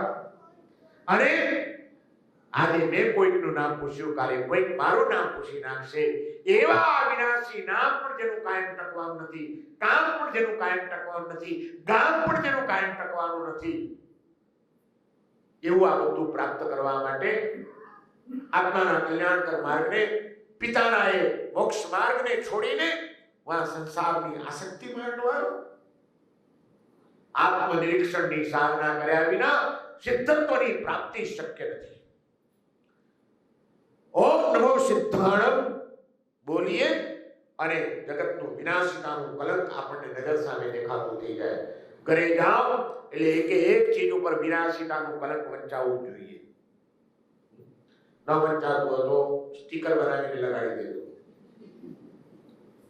ટીવી છે ને 42 ઇંચનું, એની ઉપર સ્ટીકર લગાડો. આ પણ કાયમ ટકવાનું નથી. ગાડીમાં બેસો ને એટલે સામે એક સ્ટીકર રાખજો, આ ગાડી પણ કાયમ ટકવાની નથી. પત્નીના કપાળ ઉપર એક સ્ટીકર લગાડી દેજો, આ લાડી પણ કાયમ ટકવાની. શું કાયમ ટકવાનું છે? કા તમે એને મૂકીને ચાલ્યા જશો, કા એ તમને મૂકીને ચાલ્યા જશે. બંને ભેગા જશો એવો નિયમ છે ખરો મહેશભાઈ? પાકું નક્કી કરી લીધું છે કે આપણે બંને સાથે જીવ્યા છે ને સાથે જ મરશું. બોલો, કર્યું છે નક્કી? એ ખબર છે આપણને કોણ ક્યારે જશે, કોણ પહેલું જશે, કોણ પછી જશે? કાંઈ જ ખબર નથી. સંપૂર્ણ અંધારા એવા દુનિયામાં આપણે જીવન જીવી રહ્યા છીએ, જ્યાં કોઈ ચીજની ખબર નથી, જ્યાં વસ્તુઓ બદલાઈ જાય છે, જ્યાં વ્યક્તિઓ બદલાઈ જાય છે, જ્યાં વ્યક્તિઓના ભાવો બદલાઈ જાય છે. આજે જે પ્રેમ ભાવ વરસાવનારો છે એ કાલે કદાચ તમારી પ્રત્યે દ્વેષ ભાવ વરસાવનારો પણ બની શકે કે નહીં? આજે જે તમારા વિના ચાલતું નથી, કાલે તમારું મોઢું જોવા પણ તૈયાર ન હોય એવું બની શકે કે નહીં? અરે આ સંસારમાં બધું જ શક્ય છે, કશું જ અશક્ય નથી. અને એવી કોઈ પણ પરિસ્થિતિ આવે એને રાગ દ્વેષ રહિત પણ એમાંથી પસાર થવાની મારે તૈયારી રાખવી છે. આ જાગૃતિ સાથે, આ સંકલ્પ સાથે, આ આત્મનિરીક્ષણ સાથે જીવન જીવવું એ ચિત્તપદની આરાધના છે. બીજું કઈ નવકાર મંત્ર જેવો શ્રેષ્ઠ મંત્ર કેમ ગણવામાં આવ્યો એને શાસ્ત્રોક્ત મંત્ર? કારણ કે જે કોઈ આત્માઓ કલ્યાણ પામશે એને અર્યંતનું આલંબન લીધા વિના નહીં ચાલે, એને સિદ્ધપદનું આલંબન લીધા વિના નહીં ચાલે. અને અર્યંત અને સિદ્ધની પાછળ રહેલી તત્વજ્ઞાનની જે ધારાઓ છે એ ધારાઓને સ્પર્શ્યા વિના ક્યારે કોઈ આત્માનો વિકાસ નહીં થઈ શકે. એક જ સિદ્ધપદ એવું છે કે જે એક વખત પ્રાપ્ત કર્યા પછી શાશ્વત.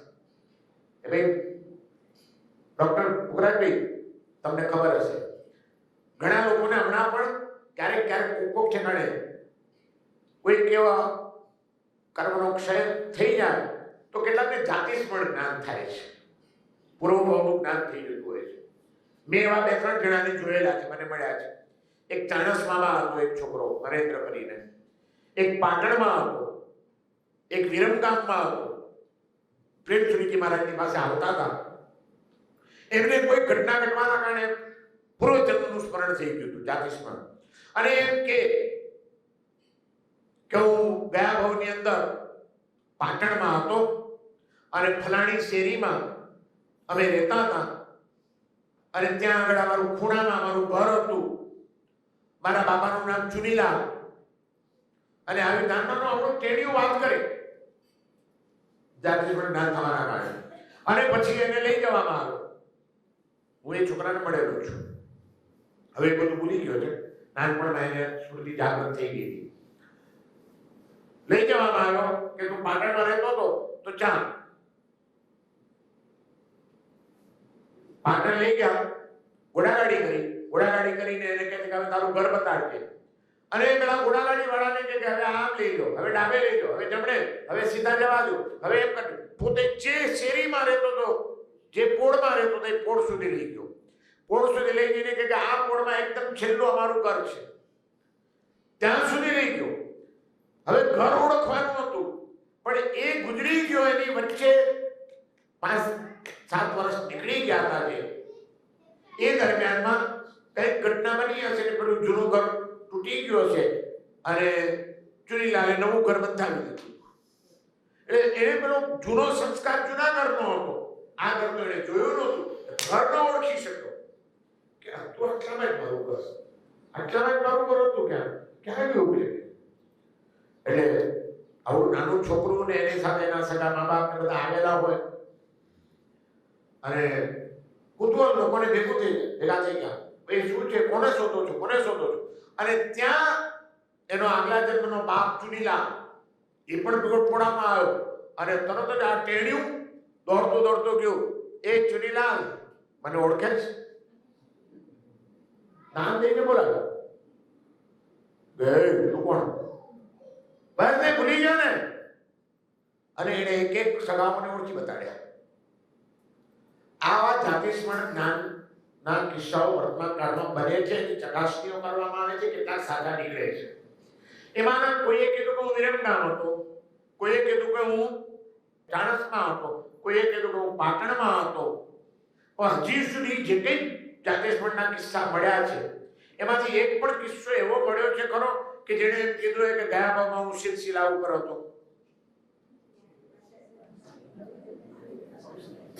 સાંભળે છો? આ એક જ જગ્યા એવી છે કે જ્યાંથી ફરીથી જન્મ લેવો નથી પડતો. અજન્મા થવાની સિદ્ધિ માત્ર સિદ્ધ પદની અંદર શક્ય છે. સિદ્ધ થયા પછી એને દેહનું બંધન આવતું જ નથી, જન્મ લેતો જ નથી. જો સદાને માટે જન્મ મરણના બંધન તોડવા હોય તો લક્ષ્ય એક જ બાંધવું પડે, આપણું ડેસ્ટિની સિદ્ધત્વની પ્રાપ્તિ. મારે હવે પછી જન્મ લેવા નથી. બધેથી જન્મ લેનારા તમને મળશે, પણ કોઈ સિદ્ધશિલામાંથી આવ્યો હોય કે હું આ ગયા ભાવમાં મારી પાસે બહુ મોટી 45,000 યોજનની મોટી સિદ્ધશિલા હતી, હું ત્યાં રહેતો હતો અને હું ત્યાંથી પાછા આવ્યો, કોઈ કીધું? કોઈ નહીં મળે. સિદ્ધ પદ અવિનાશી છે. એક વખત પ્રાપ્ત કરી લીધા પછી એ સુખ શાશ્વત સુખ બની જાય છે, ત્યાંથી ક્યારે પાછા વળવું પડતું નથી. અને છેલ્લી એક વાત કરીને આજના પ્રવચનને વિરામ તરફ લઈ જઈશ. એક જંગલની અંદર પશુઓ રહેતા હતા અને એમાં એક સિંહ ખતરનાક રાજ જીવન જીવતો હતો. પણ જીવન જીવતા જીવતા જીવતા જીવતા સિંહ ગરડો થયો. ગરડો થયો એટલું જ નહીં, પણ ધીમે ધીમે એને કંઈક અંગોપાંગનો સંધિવા આપણે જેને કહીએ ને એવા પશુઓને પણ થાય રોગો. એને અંગોપાંગ અટકી ગયા, સંધિવા જેવું થઈ ગયું. હવે શિકાર કરવા માટે જઈ શકતો નથી, બહુ દુખે છે એને. અને ભૂખ્યા તો ક્યાં રહેવું, સામે ચડીને તો કોઈ એને ખવડાવવા જાય નહીં કે મને ખાઈ જતું. એટલે વિચાર કરે કે શું કરવું. આમ લગડાતે પગે એક દિવસ આમ ફરવા નીકળ્યો. ત્યાં એને જોયું એક ઠેકાણે રુદ્રાક્ષની માળા પડી હતી. કોઈ સાધુ બાવા ફકીર નીકળ્યા હશે ને એની પડી ગઈ હશે. અને એને વિચાર આવ્યો આ સારું છે. એને માળા ઉપાડી દીધી. માળા ઉપાડીને ગુફાની બહાર આવીને બેસી ગયો. જંગલમાંથી કોઈ પણ પશુ નીકળે એટલે હાથમાં માળા લઈ લે અને પછી દૂરથી એને બોલાવે, એ ભાઈ આવો, ભાઈ આવો, જો હવે હું તો ગરડો થયો, બસ હવે તો ભગવાનના ઘરે જવાનું, બહુ બધા પાપ કર્યા, હવે એમ થાય કે થોડો ધર્મ કરી લઈએ. આ ભગવાનની માળા જપું છું અને બે સત્સંગની ધર્મની વાતો કરું છું. આવો તો આપણે બે ધર્મની વાત કરીએ કે. અને કોઈ એની થોડી વાતોમાં આવીને પશુ જાય એની પાસે, એ બિચારો ભગવાનનું નામ લે છે, ચાલો, અને જાય એટલે એના શિકાર કરીને ખાઈ જાય. એક ગયો, બીજો ગયો, ત્રીજો ગયો, ચોથો ગયો. એમ કરતા કરતા એક દિવસ એક શિયાળ નીકળ્યું ત્યાંથી, બહુ લુચ્ચું શિયાળ નીકળ્યું. અને પેલા સિંહે જોયું કે ઘણા દિવસે આજે શિકાર મળ્યો છે. અને શિયાળને જેવું જોયું એટલે સિંહે બૂમ મારી, એ ભાઈ, એ મારા ભાણા, આવ ભાઈ આવજો, હું તારો મામો કહેવાઉં. હવે હું તો ગરડો થયો, મારાથી કાંઈ થતું નથી. આ જો ભગવાનનું નામ લઉં છું. આવ તું ભાણા આવ, આપણે બેસીને બે ધર્મની વાત કરીએ. શિયાળ લૂચ્યું હતું, એને એમ થઈ ગયું કે આવડી મારા મામાને ધર્મ ક્યાંથી સૂચ્યો. હા, કેટલાક માણસ ધર્મની વાત કરે તો આપણે વિચારવું પડે કે આને વળી ક્યાંથી ધર્મ સૂચ્યો. એક અપલખણ પૂરા હોય એને પેલી આ કોપા પુણ્યનો ઉદય એને બી જાગી જાય એવું કંઈ નથી, પણ સામાન્ય જેવો વિચાર આવે એટલે શિયાળ બહુ લુચ્ચું. એને વિચાર આવે કે આવડી ધર્મની વાત કરે છે મારા મામા. ભોળવાવાનું નહીં, સાવધાન. એટલે એને આમ ચારે બાજુ નજર નાખી જમીન પર. સમજી ગયો કે મામા આવું તો ખરો, સત્સંગ કરીએ. પહેલા તમે મારા એક સવાલનો જવાબ આપો. આ અહીં રેતીની અંદર અહીંથી તમારી તરફ આવેલા પ્રાણીઓના બધાના પગલા દેખાય છે, પણ પાછા આવેલાના કોઈના પગલા દેખાતા નથી. આજે ગયા એ ગયા ક્યાં? બધાને કામ કરી ગયા અને હવે મારો ભોગ લેવો છે. મામા ઓળખવામાં ભૂલ્યા ભણ્યાને. આવજો આવજો, ભગવાનનું નામ લ્યો. શિયાળ ચાલતું થઈ ગયું. ગયેલાના પગલા દેખાતા હતા, આવેલાના કોઈના પગલા દેખાતા નહોતા. અનંત કાળનો ઇતિહાસ તપાસી લો. સાલીપત્ર ગયા, ધનાજી ગયા, મહાવીર સ્વામી ગયા, ચંદનમાળા ગયા, અર્જુન માળી ગયા, દ્રઢ પ્રહારી ગયા. એક સિદ્ધશિલામાં ગયાના પગલા દેખાય છે. કોઈ સિદ્ધશિલામાંથી પાછળ આવેલાનો ક્યાંય દાખલો વાંચો.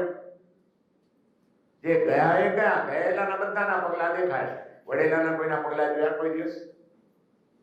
આ એક જ સ્થાન એવું છે કે જ્યાં એક વખત ગયા પછી ક્યારે પાછા ફરવું પડતું નથી. સદા કાળને માટે સહજ સુખની અવસ્થામાં, સહજ આનંદની અવસ્થામાં બસ સદા કાળ માટે માત્ર અસ્તિત્વ રહે છે. અને માટે સિદ્ધત્વની પ્રાપ્તિ આપણું લક્ષ્ય છે. અને એવું લક્ષ્ય પામવા માટે આપણને સિદ્ધો સતત બોલાવી રહ્યા છે. સિદ્ધો એ સમુદ્રની અંદર રહેલી દીવાદાંડી જેવા છે. દીવાદાંડીનું કામ શું? સમુદ્રમાં વચ્ચે વચ્ચે ખડક આવે, કોઈ વહાણ, કોઈ સ્ટીમર ક્યાં ખડક સાથે અથડાઈ ન જાય એટલે એની આસપાસમાં એક દીવાદાંડી ઊભી કરવામાં આવે. રાતના ઝબક ઝબક થાય કે આની નજીકમાં જવાનું નહીં તો જોખમ છે. એ બધાને દિશા સૂચવે. એમ સિદ્ધ અનંતા સિદ્ધો દીવાદાંડી જેવા છે. એ આપણને સૂચવે છે કે આ બાજુ ચાલ્યા આવો, આડા આવડા જશો તો ખડકમાં અથડાઈ જશો, ખતમ થઈ જશો. અમે અહીં બેઠા છીએ, આવો આવો આવો, આ બાજુ ચાલ્યા આવો. સતત આપણને સિદ્ધત્વનું ભાન કરાવનાર, પોતાની તરફ આકર્ષનાર જો કોઈ હોય તો તે અનંતા સિદ્ધો છે. દીવાદાંડી જેવા બનીને આપણા જીવનના માર્ગને પ્રકાશિત કરી રહ્યા છે. કોઈક સિદ્ધ આત્મા જ્યારે સિદ્ધ પામ્યો છે ત્યારે આપણે અવ્યવહાર રાશિમાંથી વ્યવહાર રાશિમાં આવ્યા, એમનો ઉપકાર. અને આજે સતત આપણને અરિયંત્રી વાત પર વિશ્વાસ બેસાડનાર જો કોઈ હોય તો તે અનંતા સિદ્ધો છે કે જો અમે અહીં બેઠા છીએ, તમે પણ અહીં આવો. આનાનું સુખ ક્યાંય નથી. એ વિશ્વાસ બેસાડનાર પણ અનંતા સિદ્ધો છે. માટે એ સિદ્ધ આપણા માટે વંદનીય છે. માટે આપણે નમો સિદ્ધાણમ કહીએ છીએ. અને માટે અરિયંતની પણ માથે ઊંચે એમને સ્થાન આપવામાં આવેલું છે. આવા દેવ તત્વને બે સ્વરૂપે આપણે આરાધવાના છે. સાકાર રૂપે દેવ તત્વની આરાધના એટલે હરિયત પદની આરાધના છે. નિરાકાર રૂપે દેવ તત્વની આરાધના એટલે સિદ્ધ પદની આરાધના છે. અને એ બંને સ્વરૂપે જેને પરમ તત્વની સાથે સંબંધ માનતા આવડી જાય એનું કલ્યાણ નિશ્ચિત છે. સિદ્ધ પદની આરાધના કરવા માટે સતત આત્મનિરીક્ષણ કરતા રહીએ આપણે કે જે કંઈ આરાધનાઓ કરીએ છીએ, તપશ્ચર્યા કરી, દાન આપ્યું, પ્રભુ ભક્તિ કરી, સેવા કરી, કંઈ પણ કર્યું એનાથી મારો કોઈ દોષ ઓછો થયો. દાન આપ્યું પણ ધન ઉપરની મૂર્છા ઘટી, કોઈનું વગર હકનું પચાવી પાડવાની બુદ્ધિ તો હવે નથી રહી ને મનની અંદર. આસક્તિ મારી ઓછી થઈ છે. સતત નિરીક્ષણ, મારે દોષ મુક્ત થવું છે. સિદ્ધોમાં કોઈ દોષ નથી હોતો, મારે પણ દોષ રહિત થવું છે. સિદ્ધો કર્મના બંધનથી મુક્ત છે, મારે પણ ધીમે ધીમે કર્મના બંધન ઓછા કરવા છે. આ બે વિચાર, આ બે જાગૃતિ, આ બે લક્ષ્ય લઈને જો આપણે ચાલીએ તો આપણે સિદ્ધપદના આરાધક બન્યા કહેવાઈએ. આવા અરિયંત અને સિદ્ધપદની આરાધના કરીને આપણે દેવ તત્વની ઉપાસના કરવાની છે. અને એ રીતે એ બંને અરિયંત અને સિદ્ધ આપણા પરમ ઉપકારી બને છે, આપણા માટે પરમ વંદનીય બને છે, આપણા આરાધ્ય બને છે. એમની આરાધના ધ્યાન દ્વારા, મંત્ર દ્વારા, ભાવ દ્વારા કરીને આપણે બંને દિવ્ય તત્વોની સાથે અનુસંધાન કરીશું. અને અત્યારે આ દેવ તત્વની આરાધનાની વાતો અહીંયા આગળ અટકાવું છું. આવતીકાલથી ગુરુ તત્વની આરાધના આપણે શરૂ કરીશું. આવતીકાલે આચાર્ય પદ ઉપર ગુરુ તત્વ 3 વિભાગમાં વહેંચાયેલું છે: આચાર્ય, ઉપાધ્યાય અને સાધુ. એ 3 પદ ઉપરનું વિવેચન આવતીકાલથી શરૂ થશે. આવતીકાલે આપણે આચાર્ય પદ, આચાર્ય કોને કહેવાય, આચાર્યના ગુણ કયા અને આચાર્યનો ઉપકાર શું. અરિયંતનો ગુણ બોલો. અરિયંતનો ગુણ કરુણા, અરિયંતનો ઉપકાર માર્ગ બતાડો. સિદ્ધનો ગુણ અવિનાશિતા, સિદ્ધનો ઉપકાર આપણને વ્યવહાર રાશિમાં લઈ આવ્યા. એમ આચાર્ય પદનું કાલે વિવેચન થશે. આચાર્યનો મુખ્ય ગુણ કયો અને આચાર્યનો આપણી ઉપર ઉપકાર શું, અને એ પદની આરાધના કરીએ તો આપણા જીવનમાંથી કયો દોષ ઘટવો જોઈએ. અરિયંતની આરાધના કરીએ એટલે સ્વાર્થ વૃત્તિનું વિલોપન થવું જોઈએ અને કરુણા ભાવનું પ્રત્યકરણ થવું જોઈએ. સિદ્ધ પદનું આરાધન કરીએ એટલે જગતની વિનાશતાનું કલંક વાંચતા શીખી જવું જોઈએ અને અવિનાશી તત્વની ઝંખના જાગી જવી જોઈએ. સિદ્ધત્વની પ્રાપ્તિ માટેનો વરસાદ જાગી જવો જોઈએ.